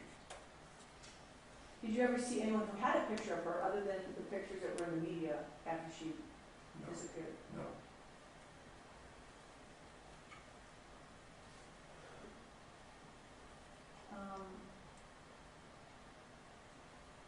When you posted this information in 2014 about the conversation you overheard with Frisbie and Kyle and how they should look at Frisbie, did you get any response from Jim Frisbie or his family? Got a response from his sister, Diane. As a result of that, did you take it down? Yes, I did. Why? She said he's gonna press charge on perjury, or not perjury, but slander. The objection sustained. Whatever she told you, as a result of that, you took it down. Yes.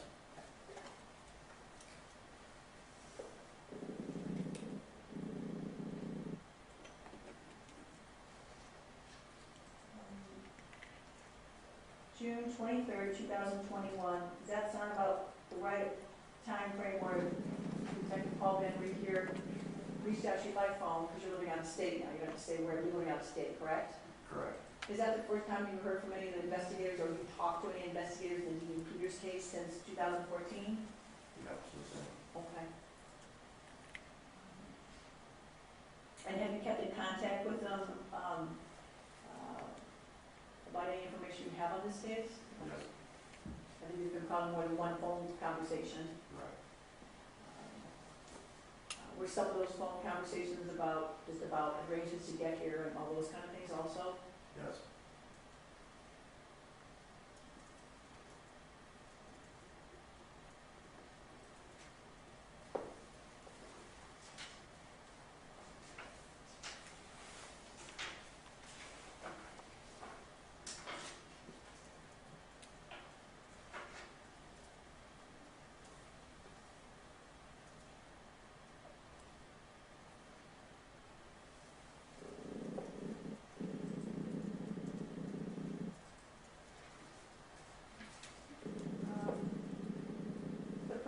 heard talking to Kyle Fade about past that polygraph for an lie detector test.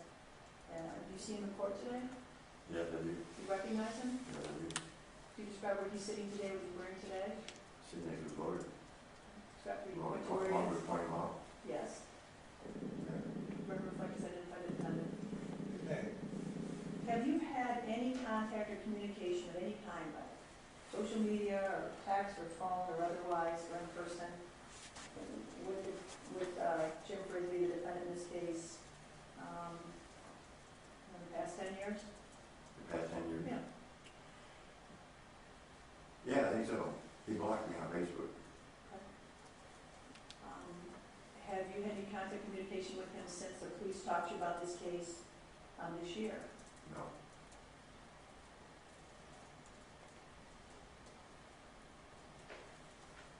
Anything further? Mr. Jack. Thank you, Your Honor. Good afternoon, sir. Isn't it true that you made some reports about let me ask you, did the detectives ask you point blank, do you know anything direct about Kyle Fade or Jim Frisbie being involved in the Peters case? And your answer was, no, it was just your gut feeling. No, it was my gut feeling. Do you remember being interviewed by Detective Sergeant Sally Walter of the Kent County Sheriff's Department? And you replying when she asked you if you had any direct knowledge, your reply was, no, it was just your gut feeling. Remember telling Detective Sally Walters that? No. It was a while ago. You stole from Jim Frisbee's business, right? Yes. You were convicted of stealing from Jim Frisbee's business. Sure was. You tried to get Jim to release his restitution claims so you could try to get your driver's license back. Isn't that true? No, that had nothing to do with my driver's license. But you tried to get him to release his restitution claim for whatever reasons. No. Did he refuse to release you from the restitution claim? Yeah. When was that? Oh, I think it was in 2008. By the way, were you arrested in 2002 by the DEA on drug offenses? No. Have you read any of the reports that's been prepared about you in these cases? No.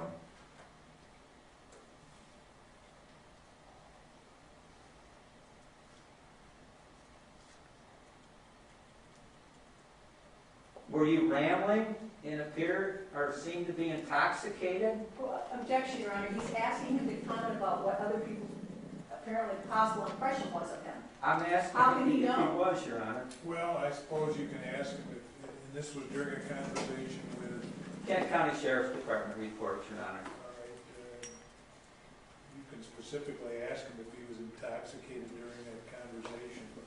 That's my question. No, I was not intoxicated. What do you mean by intoxicated? What about whether or not, where he asked point blank, do you have an axe to grind with Jim No, I Frisbie? don't. No, I don't.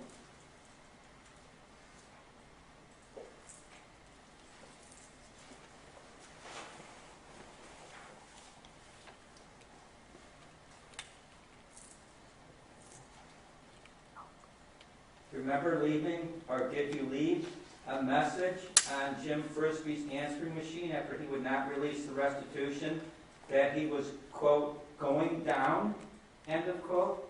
Maybe so. Thank you, sir. No further questions. Any additional questions? Yes, Your Honor. Let me ask you this. You can't tell us what Kyle Fake said when you confronted him, but you did confront him about what you overheard him and Jim talk about, Yes, I did. and about Deanie Peters. Right. After you confronted him, did anything change at work? Yes. Went the downward spiral. What does that mean? It means he started cutting me on my hours. Who started did? being- Jim did. Started being mean to me. And I had to quit. And at that time, when you confronted Kyle Fake, was he close with Jim still? With what? Was Kyle still close with Jim when they had this conversation? Were they still good friends? Yes. Nothing further. Isn't it true that things started to sour in your relationship, the Frisbie business, when it was discovered that you were stealing from the No. business and you were charged criminally? No, because what I heard that before I stole this aluminum. But as far as these other things, in terms of Jim's going down and all, or leaving on his voicemail, you're going down, and that type of sentiment or thought on your part, wasn't it because he would not release you from the restitution obligation on your criminal conviction for stealing from his business? No, because I tell you the truth, they dropped that against me. Well, weren't you The convicted? statute of limitations, it got dropped. Didn't you have a restitution order through Kent County to the courts? Yeah. And I told him before he was I'm going to give him another dime. Because he collected twice out of me. The insurance company and me. But you wanted to be released from your restitution obligation, and Jim Frisbie would not agree to it. Is that true? Objection, this has been asked and answered, I think it's repetitive. Well, go ahead and answer it. Read it. You had a restitution obligation to Jim Frisbee's business. You wanted him to release it, and he would not agree to it. Is that right? That's right. And then the voicemails, you going down, and all those things were left on his answering machine. After 2014. I believe that's all I have for today, Your Honor. Ms. Konski, anything else? No, thank you, Your Honor. You may step down and you may be excused. Thank you. Thank you, sir.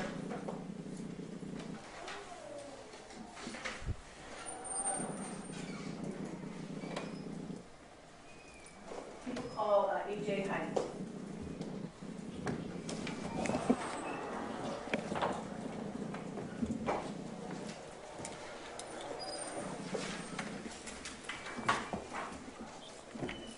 And sir, your full name, please, and the spelling of your last name.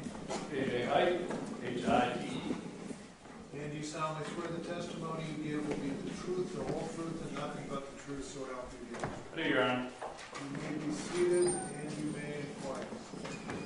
Thank you, Your Honor.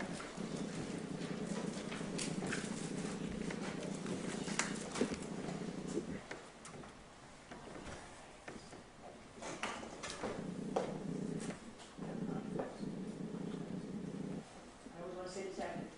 Mr. Height, never said that. Mr. Height, you're retired, correct? At least from the Red Rocks Police Department. That's correct, ma'am. But you're still currently working in law enforcement. Yes. Where are you working right now? We do court security for the federal government. And how long have you worked in that capacity? A little over 2 years now. And so what year did you retire from DRB? 2009. How long were you a police officer for Grand Rapids Police Department?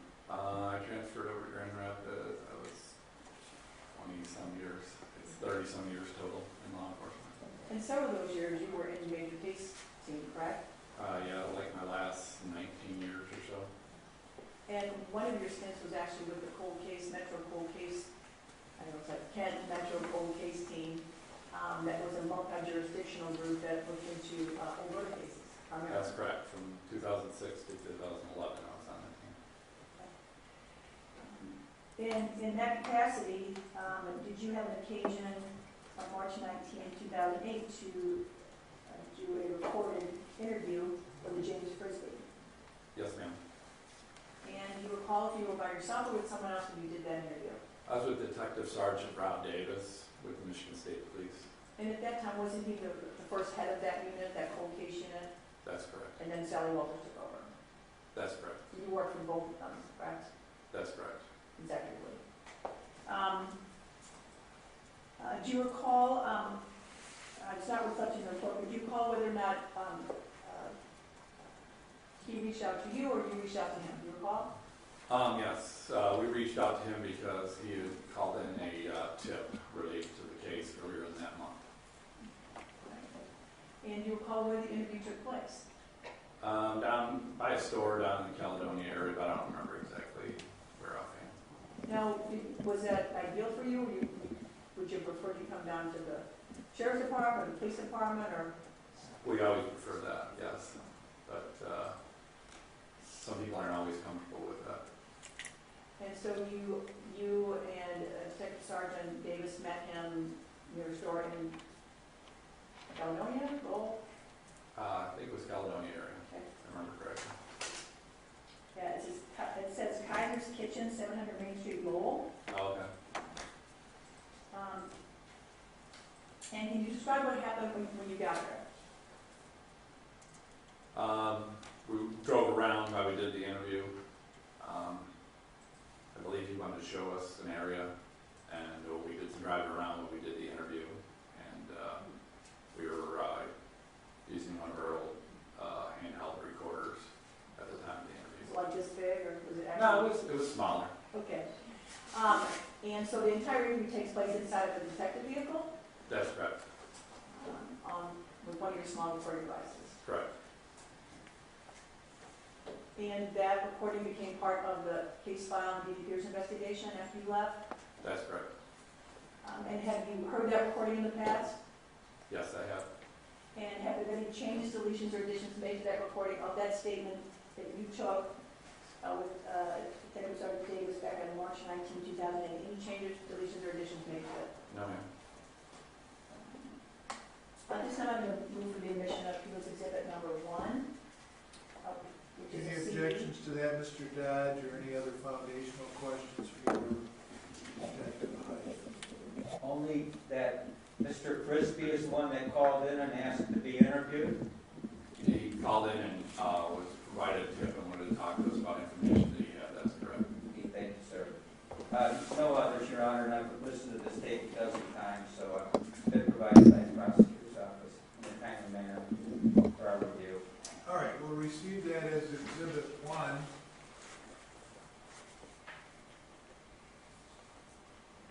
Now, the only other thing I wanted to really ask you before I play it is, during the course of the statement that you take from him, you're driving around the locations, you referenced toward the end that it sounds like you're showing him some pictures to see if he knows certain people or recognizes certain people. Is that fair? Yes, but my memory of it, I don't think we had pictures of people. I think we had a list of names that we were going through with him. So toward the end, he says, I don't recognize that name or this name, you're showing a list. Correct. I think those are all the questions I have that set up the recording. Judge, this time I ask permission to play People's Exhibit number 1. One more question, Your Honor. Go ahead. What was the date, sir, according to your reports or information, the date of the interview to receive the tip information? That was March 19, 2008. Okay.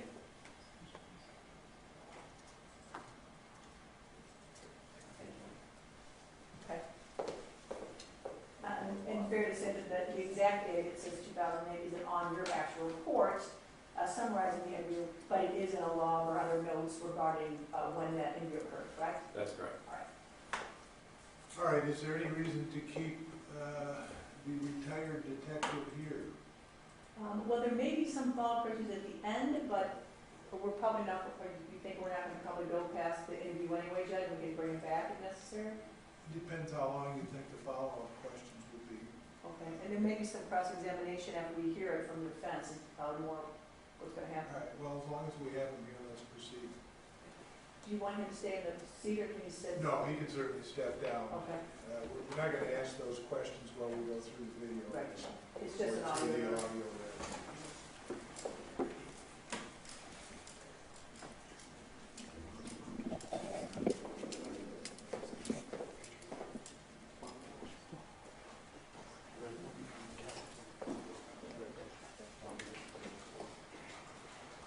It is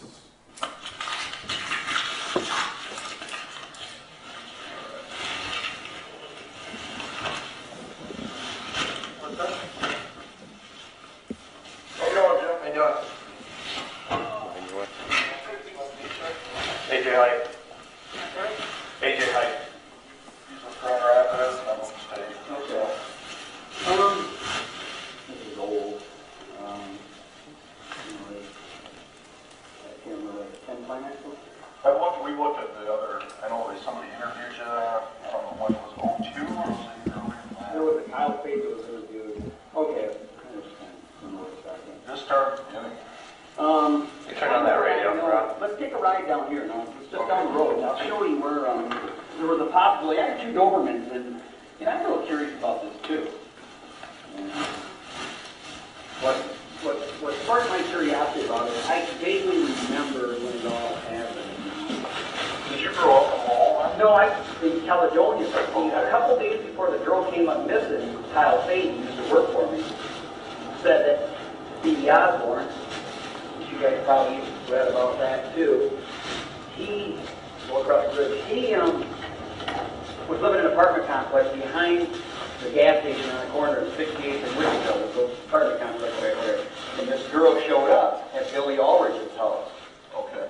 And supposedly Kyle Fate was stuck in paper that night, and that's all that I ever heard about that. But see, that Stevie Osborne, I kind of grew up with him, he's younger than me. And there's been some rumors about him, raping girls, strangling them almost. And there's some curiosity that, to me, that maybe he was it.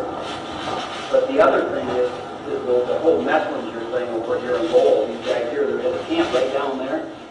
And I went for a walk with my dog, and I had a real bone time there, boy. She had a nose on her. So I went down in there. Down here? Down in there, along the river, they had a camp. There was a house down here. There was the old driveway. Okay. And from what I hear, all the guys used to hang these kids around here. Messenger, they all, and supposedly he was the one that hit her. That's the story. You get that name right, you sure it's not Merkley? That's it, Merkley. Okay. Yep.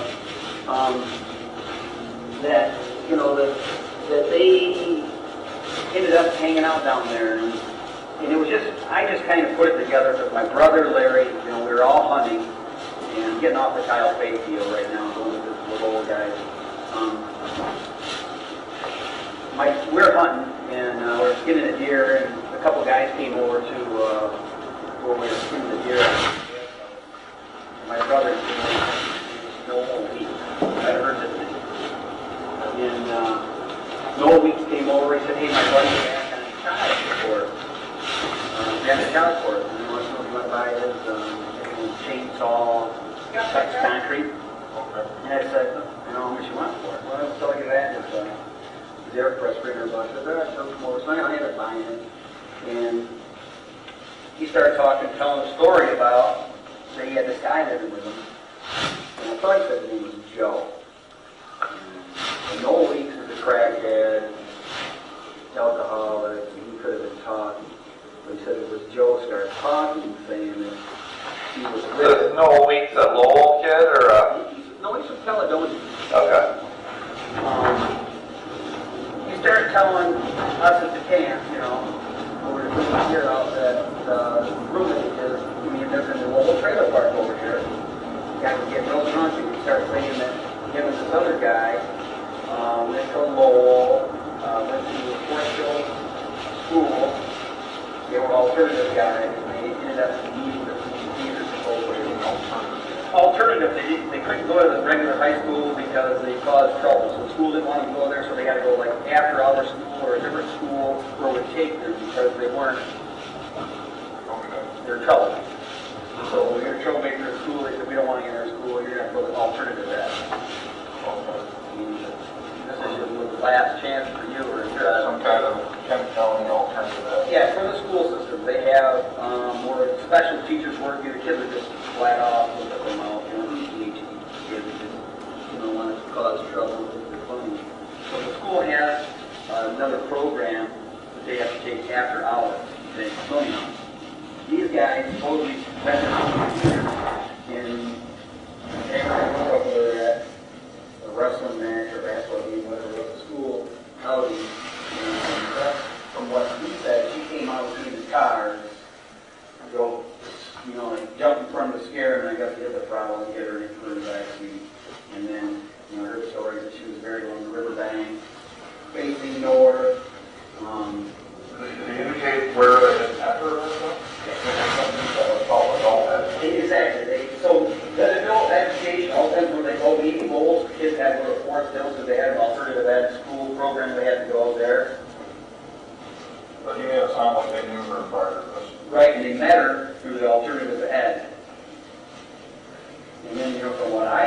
heard, you know, when she ended up over there in 15 out in Elko, at the apartment, with Billy Aldrich, that she must have been kind of a girl that kind of was troubled and got around a lot. Why was this Billy Aldrich? Do you know maybe who he is? Yeah, he's, Knucklehead? no. How do you spell his last name? Aldrich is O-L, I think it's O-L-D-R-I-C-H. Yeah, he lives right down the road from my client's house. He's a married guy, he has a family, not troubled. So, I think he was questioned once before about that. Ken client actually came over to my shop, and Kyle Tate was working for me at the time. And Kyle Tate said, "Oh, we're in the apartment." And when she showed up, Kyle said he saw face with her, Stevie Osborne saw face with her. But I think that Stevie Osborne, others went to people's house, and he went back after we all left him. Pushed his way on his girl. And then Kyle said he was after his wife one. What year did Ken Klein come talk to you guys? Was that about? In the time when In 2000 something? Yeah, probably 2001. Okay. I can't remember the date exactly when he came here. I can't remember and say, you know, I'm going to get back up. But I don't know. I always just get, I get these, you know, weird feelings. Like, I don't know if she's over there or not, but there's right there a huge, huge rock. You know, it's kind of strange. When I walk down in there,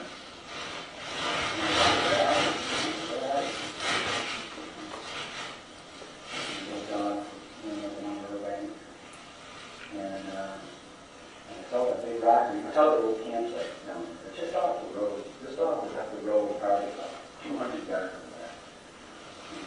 And she's scared. She's one of those big rocks at home. I have to look at that rock there. They have to move the track to keep that rock there. You know, they buried it, what's up on top of it, so no one would have everything big. And I looked up, saw near those bushes, and there's the whole rest of the track. Call it state, call it whatever you want, but, you know. I was going to go down there this spring with shovel and start digging around that rock.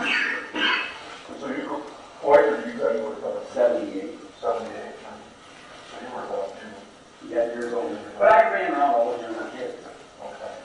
You know, I was 34 years old, and I started my science when I was 20, so I ran around. You know, whatever I wanted to run around. You know, just hung out.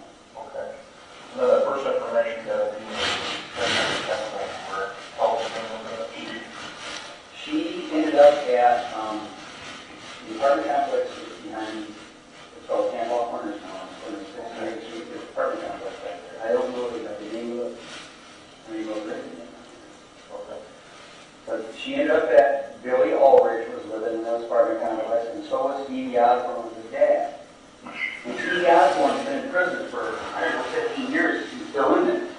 So, you know, it's really hard to tell. He was a guy that would raise girls. Okay. You know, he had family children, and I heard comments, his brother made comments, but they lived on 68th Street in McCallery. Right behind their house, a great big huge swamp. How old is this Steve? He's 40. He's probably 48, so he's probably 41, 42. What are those guys driving at that time? I don't think Stevie Osborne had a car. Okay. So they would have about 15, older, 15, younger, about the yes. same age. He probably, you know, how old was she when she was in it? Well, Billy Aldrich was going to the apartment by himself. Yeah. So he's got to be a little bit older, right? Yeah, he's probably 2 years younger than I am. Right, he's probably about 40 years old, 45. Okay. And then Stevie Osborne was just hanging out there that He night? lived there too. His parents, not with Billy Aldrich, but his dad, he lived there. Did Aldrich have a brother? No, No. just a sister. Okay. So I don't know, there's two leads, and I heard that Osborne was questioned by Kleinax. So, because my older brother, he got really interested. He was talking to Kleinax, and my brother, I'd wake up having dreams about her, you know. So he was talking to Ken Kleinax. So Kleinax said they interviewed Osborne, but man, he was such a good liar. It was funny. Okay, so then, when did you first know Osborne? Okay, when did you have an occasion to be hanging out with him now, when he was older? Or? Yeah, he got in trouble. Well, you know, he was in his stealing and stuff, and started to find it when I was 20. He had to work for me a couple times, and He was a high energy kid. I know it's around those high energy kids. You know, he's running around the backwards and stuff. You know, he go gymnastics type stuff. And, you know, he was into a big party, you know, drink, chase girls, but he had a driver's license. And, you know, of course, I had my son do that day overtime, and he was there when they were drinking party one time. And I just been there and do the thing. Well, you mentioned earlier that you had some party when you returned. Yeah, we went to a girl's house on Camp Hall Lake. I lettered their boat. I was to do hand lettering, and they wanted a speedboat letter. They wanted the name on that. I was too. And I was trying to think of the names. She's a cute little blonde, and Kyle Faith, and Ethan High. Went over to her house after, it was like Friday night. We all left for 11 o'clock. Well, the next day, one of my older friends that I hung out with, he was all mad at him. That's what I'm for. I heard that you did, he liked the girl at the time. I didn't do nothing. Well, then, he called the police. He went back. He got himself in his house. And I don't know if he was reading with her, but I did hear a story from a Kyle said he pushed himself on her. What he ended up going to prison for? He killed somebody. He ran a red light on Broadmoor, 44th Street. Okay. How long was that?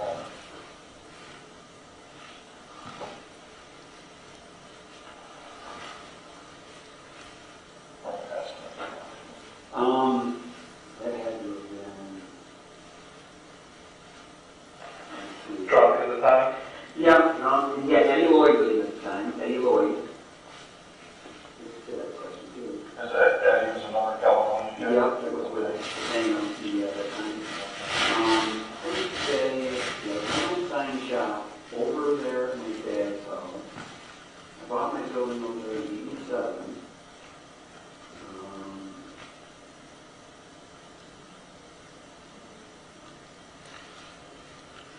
And then all of the keys for that server and hang on, install on. 81. Okay. And who was William to you then? Is it a brother or your dad? Or William. William Frisbie? That's my brother. Your brother, Bill? Yeah. And he's the one that got, he was curious, and him and I were talking about it. In fact, when I first called you, I called him, did you ever hear anything more about that? And he said, that fucking TV out one, he's the one that did it. Well, how would, let's take that as, that might be Stevie, that's one. How would Stevie, who was 15, get around that? That kid got around everybody. You know, he hung around, happy go lucky kid. I mean, who was his good friend that would be able to drive though?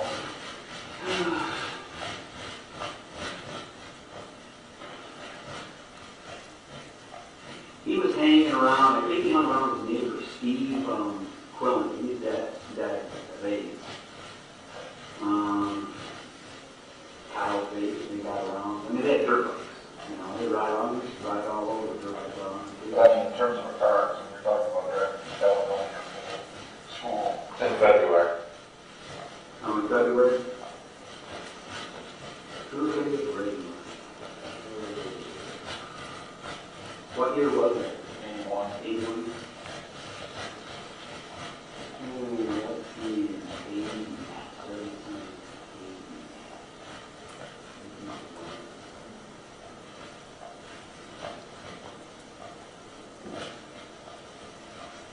80. They hadn't been living in that apartment. So it could have been almost anybody. He was such a bum, like, he could get a ride with anybody. He was such a smooth little talker, good looking kid. Anybody in that group that you remember drove a muscle car? I did. I had a 7-inch all the time. What color? Burnt orange with black race. Nice. Very nice.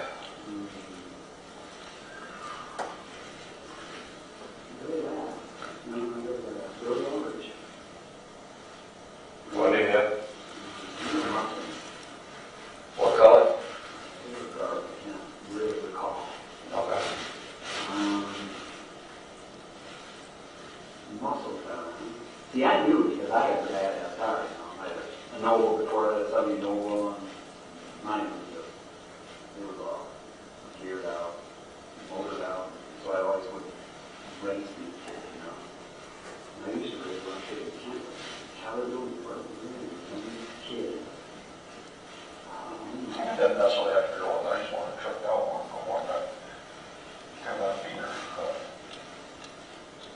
that's what I heard, that this kid Messenger, he had, and I want to say it must have, I'm not too sure. But I can find out when it's Joe Broog, B-R-O-O-G. He was interviewed too, because he told me, he lives in a trailer park right across my science center. Yeah, let's fast forward now to the stuff that you've heard around here. Tell me again how that came about with the ball. The whole week, we're hunting, we're cleaning the deer with Dad. So this is the first thing you ever heard about Deanie Peters out here wall. Well, I heard like little stuff when she came up missing. Kyle would say that Stevie Osborne and I would suck her face with. Right. But I mean, in terms of the wall connection, people Yeah. are concerned. Yeah, that was good. And that had to have been like 2001. Okay, so you're skinning a deer out your dad's? Yep. You said, where was that at? 84th Street, my old house that we lived at, 84th Street. You know what the address is? 8105, they still live there. 8105 84th Street. Okay. We were there. Did your dad own a whole bunch of acres of? No. No? Okay.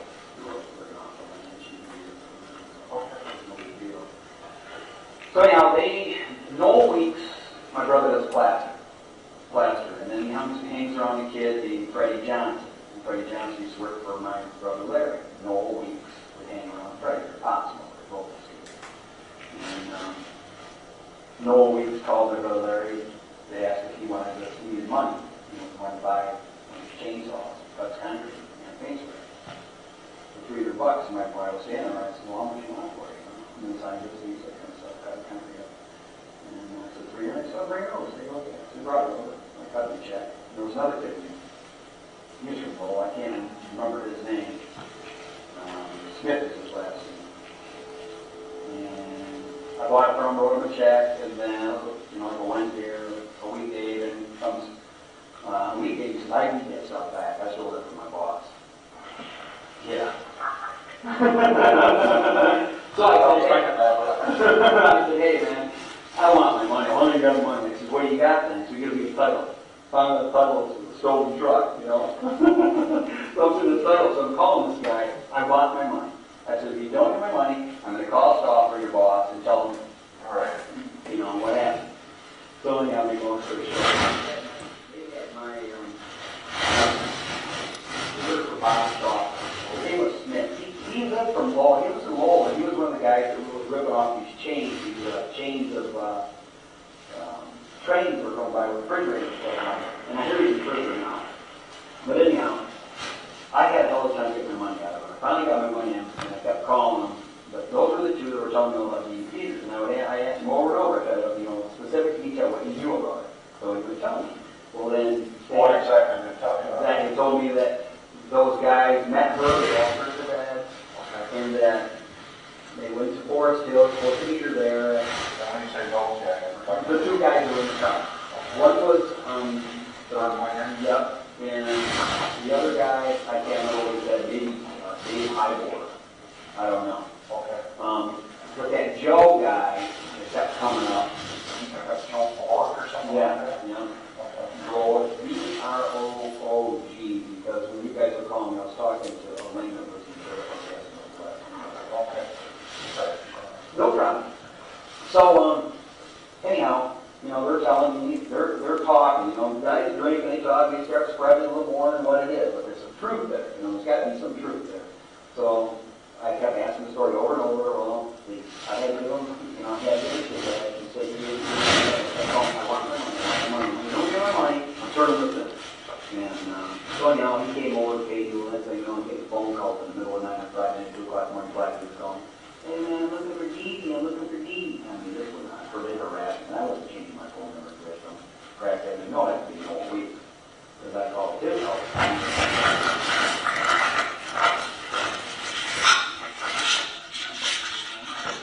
I don't want to tell her now because she doesn't really. So, next okay, call your sheriff. 10 o'clock in the morning. In the black. Caller ID, and McCallery, and number, I'll call back.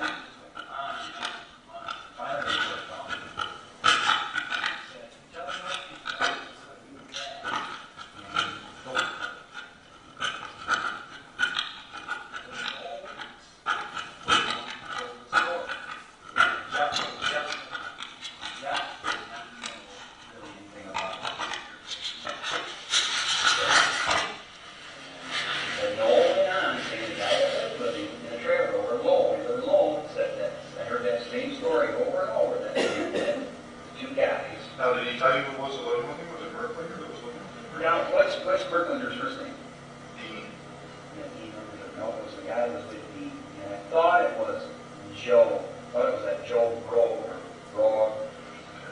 And that Joe guy lives in the trailer park. And he hangs around with the guys that work for me. And all these guys that work for me, they got motorcycles. And they all leave in my shop over here. And they all come over and drinking it. You know, where they got to work, they're all drinking. And I said, hey, Joe, what do you know about that? Well, I was interviewed. He said, I was interviewed about that. I know nothing, but there's a lot of space along the river from here to the Grand River. Those are bones now. That's about what he said. I don't know if he knows something, but I never got a chance since the time you and I began to talk to him. You know, to pick his brain. But he works for you now? No, Joe, he lives, right. Yeah, he lives in a trailer park right across the street from my sign shop. You mentioned that Jeff a second ago. Jeff Smith was the guy that stole the stuff from his boss that I bought. Okay. Jeff Smith. So, I don't know if he would have anything to do with it or not. But from what I heard, from no week says, the two guys, you heard through the alternative ed programs, and if you don't really understand the alternative program, it's like these guys might have got in trouble for smoking pot, and then they get kicked out of school, and they have to find some school to take them. Are you saying NOEL is like no? Yeah. NOEL, like no, okay. No, or maybe it is NOA. He's the one that seems to know a lot, and you got a guy living with him to talk. Okay. You know, they're all drunk, but they're talking about it over and over. But that's where I'm trying to go with this, is that Joe guy that lives in the trailer park, Noel somehow related to him. Okay. And maybe Noel was, you know, wanting to cause some shit with him. But I've talked to Joe, and I don't know. Reference the property of your, how does that relate to the whole? Okay, they had a camp back there along the river. The whole Lowell boys, I guess they lived up there, the Dean. Okay. He lived just on the other side of the Grand River Avenue, lived on the other side of Grand River Avenue, and I guess they all hung out down here. And from what I heard, they used to have that Jeff Smith, you know, the guy's in prison, he stole the stuff, he had a meth lab in there. And that would have had to been before the times that she got killed, because I don't think crack was around back then. So that's what I heard, that he burned that house down. So all these guys were all idiots that hung out down there. From what my brother Larry heard from, there's guys that lived here in Lowell, you know, like Jenishak and... Well, how do we talk to Larry? My brother Larry? Yeah. Is he still around? Yeah. Okay. He lives, my brother Larry. What do you think? Act like he just doesn't want to talk to you? No, he's so friggin' busy. The only thing he would know is like hearsay, you know, like no one said. And Larry gets on stuff like that. He's really curious, really interested, and he said, man, they would have been in. They all partied down there because he married a girl from Lowell. Mitzi Telton, they're still married. So he kind of knew about. You don't have a problem with him give us this one? Yeah. Yeah, talk to your brother, you know.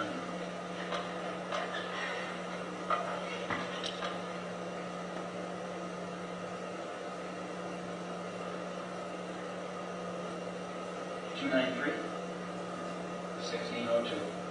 What about your brother? Bill, yeah. I don't have this number. Is he still around? He lives at Clear Lake up by Guthrie. Oh, okay. What does he do? He's retired. He got chemically poisoned in steel case. He's, yeah, his legs, he's got braces and stuff. He's got calf muscle. Did you talk to him very much? Not really. Just, you know, Is that a phone call? yeah, just 6 of us kids. He's the oldest son. You know, everybody does their own thing. They got in a fight with my dad. My younger brother and my brother got in a fight in the summertime. Family function. He's got all the sister, the older brother, the younger brother, got in an argument about my sister. And I had stuff. My older brother was going through some childhood stuff. You did this to me when I was 15. I'm like, oh shit, dude, uphill, man. I did that when I was 30. You're 55. Forget about it. So there was some animosity between, you know, my brother, my 2 brothers against my dad. Yeah. But, you know, we're a close family, but we're spread out. You know. That's what happens in that era of family, you know, college.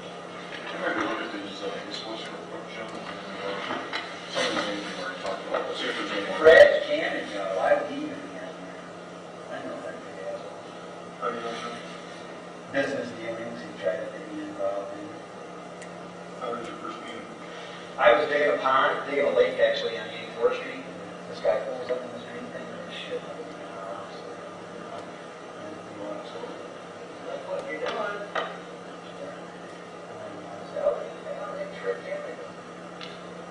Started talking. He's saying, oh, what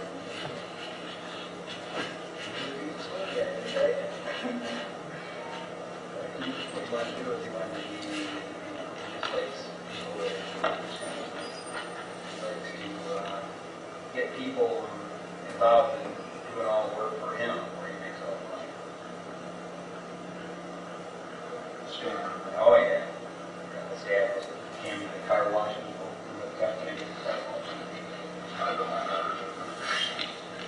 All right. Brian Cavanaugh.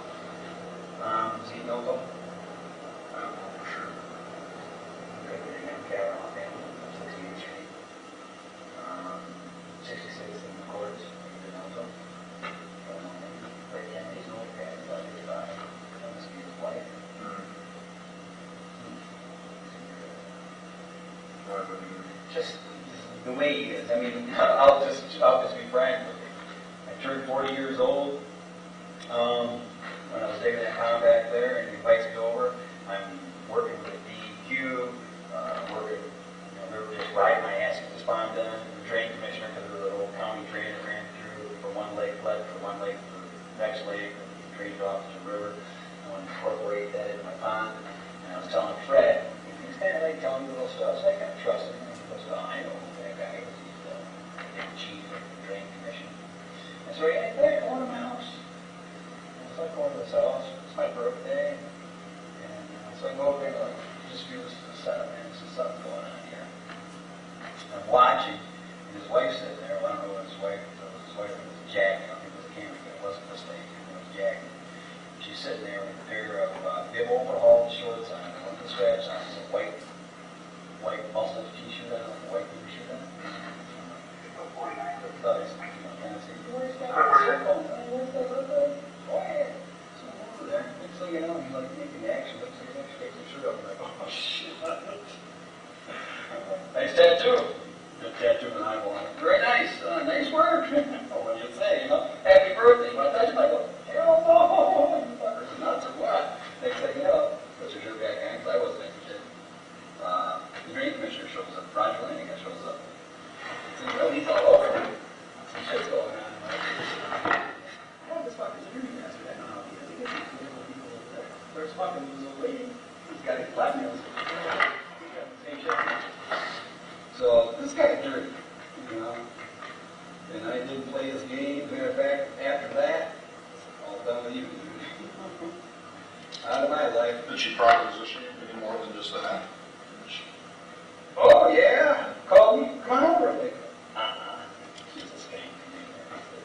She a 10. I ain't getting myself in trouble, man. So, don't know him.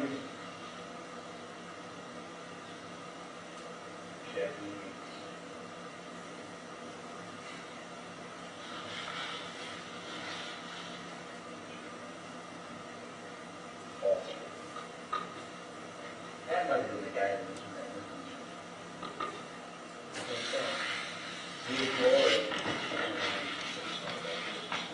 oh yeah, he is a private. That's who it is. That's who it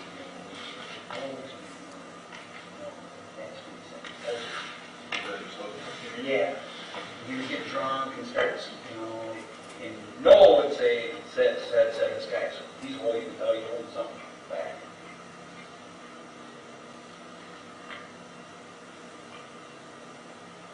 Now this dude right here, I was his best friend since he's 6 years old. I knew him.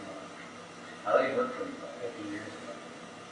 And I knew he did drugs. His dad was a millionaire, left him all kinds of money. He blew it all in 10 years. I mean, he didn't have a pot to piss in 10 years later. He's working for me for $500 a week. Well, about 2 years ago, 3 years ago, I've been even longer than that.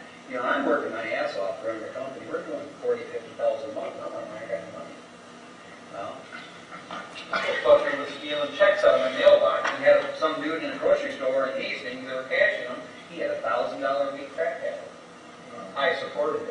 years.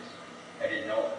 I didn't know he had a drug habit until like the last couple of years, like the last 6 months. How serious? I don't know about these guys, what they do. These people, hey, you better watch out. And they'll steal everything you own. I watch my shit. Well, you know, I trust me. My checkbook, and I would see, hey, come on, I'm going to checkbook on $25. Well, the guy, where he had another crackhead working, you know, helping him out. Oh, that was helping him out, all right. Stealing right out of my checkbook. Oh, yeah. And I'm a nice guy, you know, and I used to kick people's asses, but I did the old-fashioned way, kick the shit out of them, and then, you know, next deal, they call the cops on me or not, you know. But most of the time, they would never do that, you know. So, you know, nothing on that guy no more. But Kyle, his dad left him property, and he was ready to lose it, and I'd step in and buy it, and I'd hang out 2-3 years, and I'd turn around and sell it, and make $50,000-$60,000. And I think he thought that I owed it, you know. So I look back on it, you know, I went through a divorce, I turned to reflect back on my life, people that were in my life, and how close these people are, and think you would know. But this kid here, I wouldn't, he might know something. Is he your age, huh? Nah, he's 5 years. So he got like 5 years older. We're the same age. 5, 6 years older. But he's living in, I think he's living in Florida. He got so bad, he was working for the police department up here because he got caught drunk driving several times, and they let him off the hook, but they turned him into a snitch. He was snitching off these crack houses on 68th and Eastern, black houses. Well, it got so bad from what I heard from a guy that took him, because, you know, drivers would take him and meet these guys, and then they would give him money and get him in here and buy and come back out. And he was like busting off stuff and keeping it, shoving his phone. And that guy drugs and nothing to do, nothing but trouble. Well, he was supporting his own crack habit by letting these guys go and let him buy shit. And it got so bad, these people were going to kill him. But he took off to Florida. But before that, he helped himself out by jumping. He might be out here, right now. Get down there. Thomas Harper.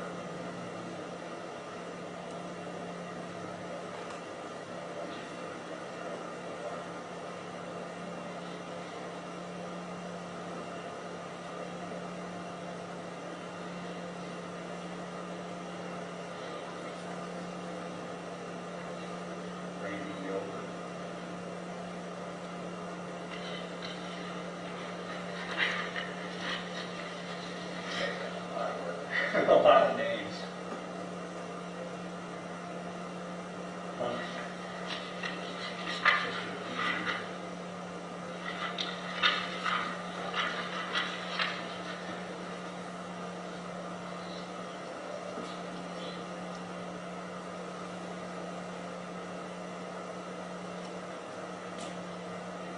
What about Charles?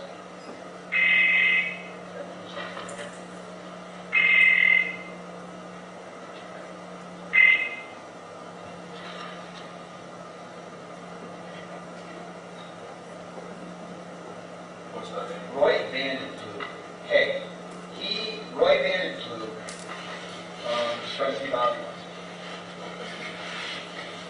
He was out from Elko area.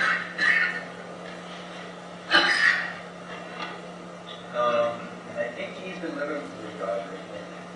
been living with a girl I went to school with for a while.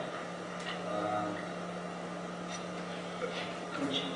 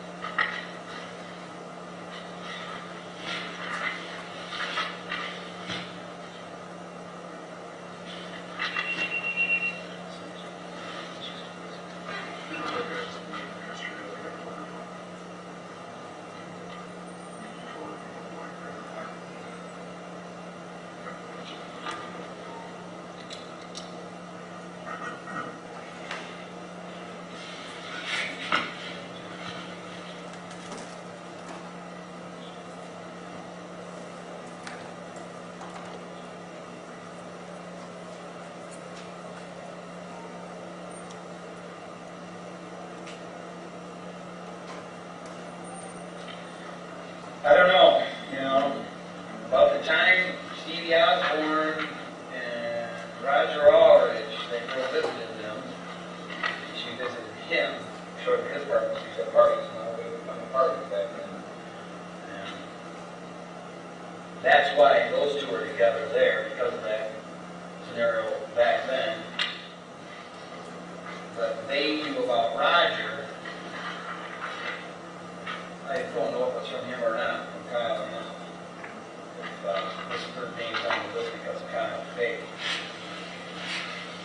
That was really weird. My brother was at Steve Galvin, one of the killers before anybody even said anything about Steve Galvin. And he just gets these things upset. My dad named Mark Miller. the name Mark Miller sounds familiar. No. Mark Miller. He's not going to tell when you're I don't know for sure. Mark Miller. Mark Miller. Mark Miller. I have to look through the yearbook, but I think Mark Miller had a hot rod. He had there was 2 Miller's kids in our class. There were several ones, actually. And I remember a couple of them. I can see their faces. One of them had a fro back in that era. Little peach fuzz mustache. That might have been Mark.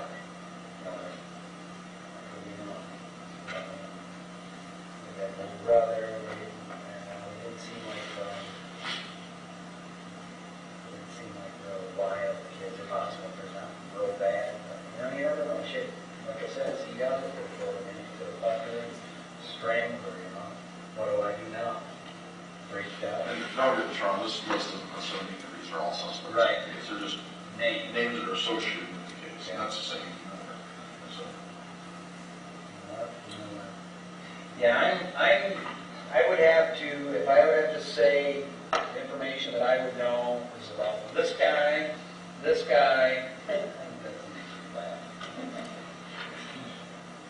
So you better good buddies? No. You ever seen him? No. Big up his front seat? Yeah. Big boy. Real estate man. Hey, who knows? He's a pervert. He's a pervert. They've got the Stevie Osborne, the Kyle Fake, I'm pretty sure this is who I think he said was with this guy at the time.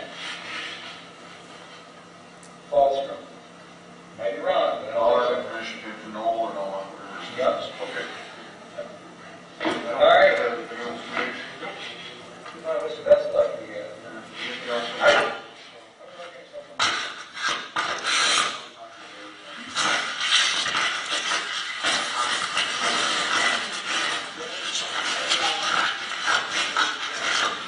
Home number, that's what I'm going to hold. I'd be more than happy to talk. Okay. It's pretty cool about it. Just throw that on. I will work now. I appreciate it, guys. Thanks a lot. Thank you. All right, thank you very much. Have a good spring.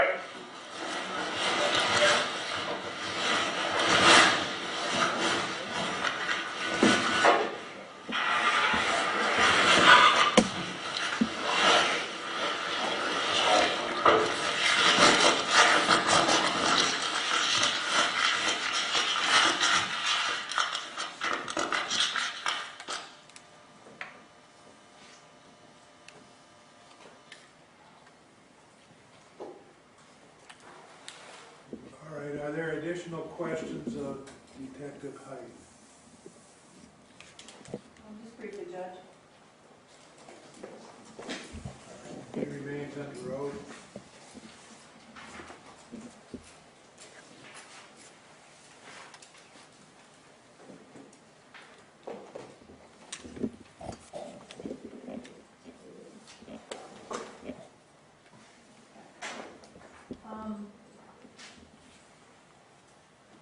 Mr. Height, Yes, ma'am. in that 2008 interview, you recognized that that's you and Detective Sergeant Dave was asking questions, and then James Frisbie's answering them, correct? Correct. A lot of names were thrown out there. Yes, ma'am. You asked him about it, he offered up to you. Correct. And in the course of talking with him, I know you did a report to summarize that interview. Basically, your summary was Jim Frisbie said we should look essentially at this group, which is Merklinger and a Joe, maybe Ballstrom, or Drew, or Brew, whatever he said, or Steve Osborne, maybe Kyle Fay, Roger Roberts. Correct. If the defendant testified recently that he never suspected Steve Osborne or Kyle Fay would be involved in this, and he never told anyone he would ever suspect that or think that, is that consistent with what he told you? Not at all.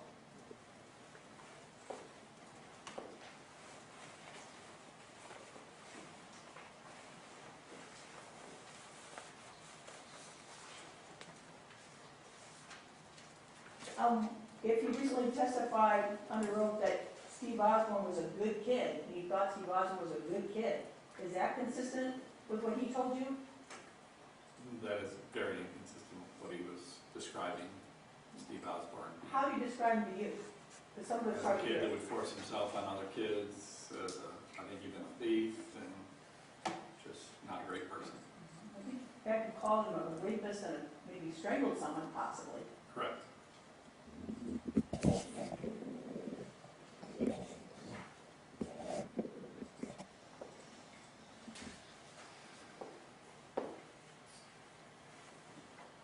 Is that the only contact that you had with James Frisbie in the course of the investigation when you were with cold case? To my knowledge, that's the only contact I ever had. And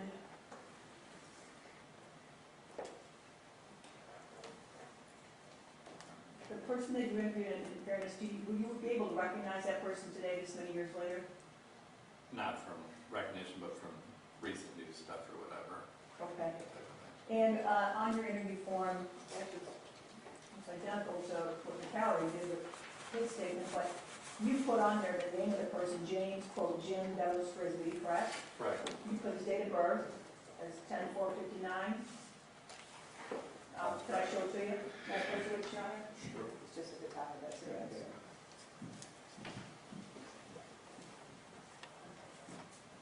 Well, you can identify him, actually by looking at it here, other than recent news accounts. You did put down his date of birth, correct? That's correct. And the address he was living at the time of the interview.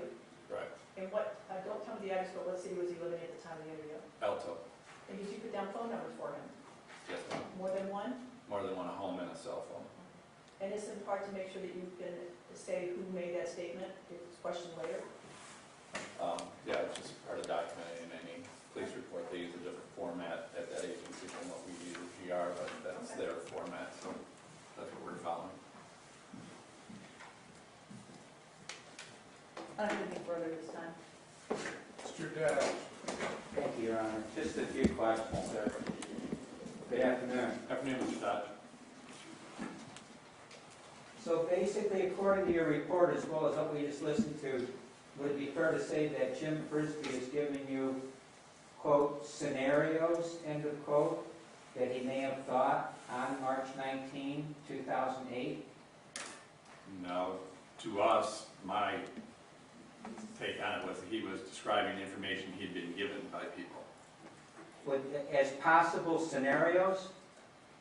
is what people told him happened. But I mean, actually using that in your report that he was giving you different possible scenarios. Okay. Yeah. Does that sound fair? Yeah. Would that be a fair summary of how it, and it came your way because he was providing a quote tip, end of quote? Yes, he had called in a tip to the team and wanted to speak to our team. As of March 19, 2008? No, earlier in the month, he had called in and wanted to speak with us, and then later in the month, we made contact with him. And that would have been the interview that we just listened to? That's correct. Okay, thank you very much. Thank you, sir. Anything else, Ms. Kowski? No, Your Honor. Sir, you may step down, and I thank you. Take a witness excuse, Your Honor. Yes. All right, now, as far as scheduling, could you tell me the additional witnesses you anticipate calling? But I just anticipate calling Paul Gandry. He was here, but there are a lot of exhibits with it. All the other exhibits, the exhibit list, which I think there are 12 more, but would all come in through him. A substantial amount of phone records, and the investigative subpoena transcript and all that testimony. So he would be the only witness, so I would expect he would probably be, I would say probably 40 minutes to an hour with just me, is my guess. And so I take it each of you think it's probably wise to adjourn for that testimony? I would ask that, Your Honor. And Your Honor, quite frankly, with the exhibits and the argument, it'd probably be safe to say 2 hours, maybe 2 to 3 hours of court time. Well, that's what we'll do. We will reschedule. Before you leave here today, we should be able to give you, find what I think is going to amount to a half day that we will give you. And we'll have that for you before we leave today. Anything further, Ms. Konski? Not this time, Your Honor. No, sir, and I'll stay here, Your Honor, to make sure we've had it out this afternoon. Thank you. Okay, thank you all.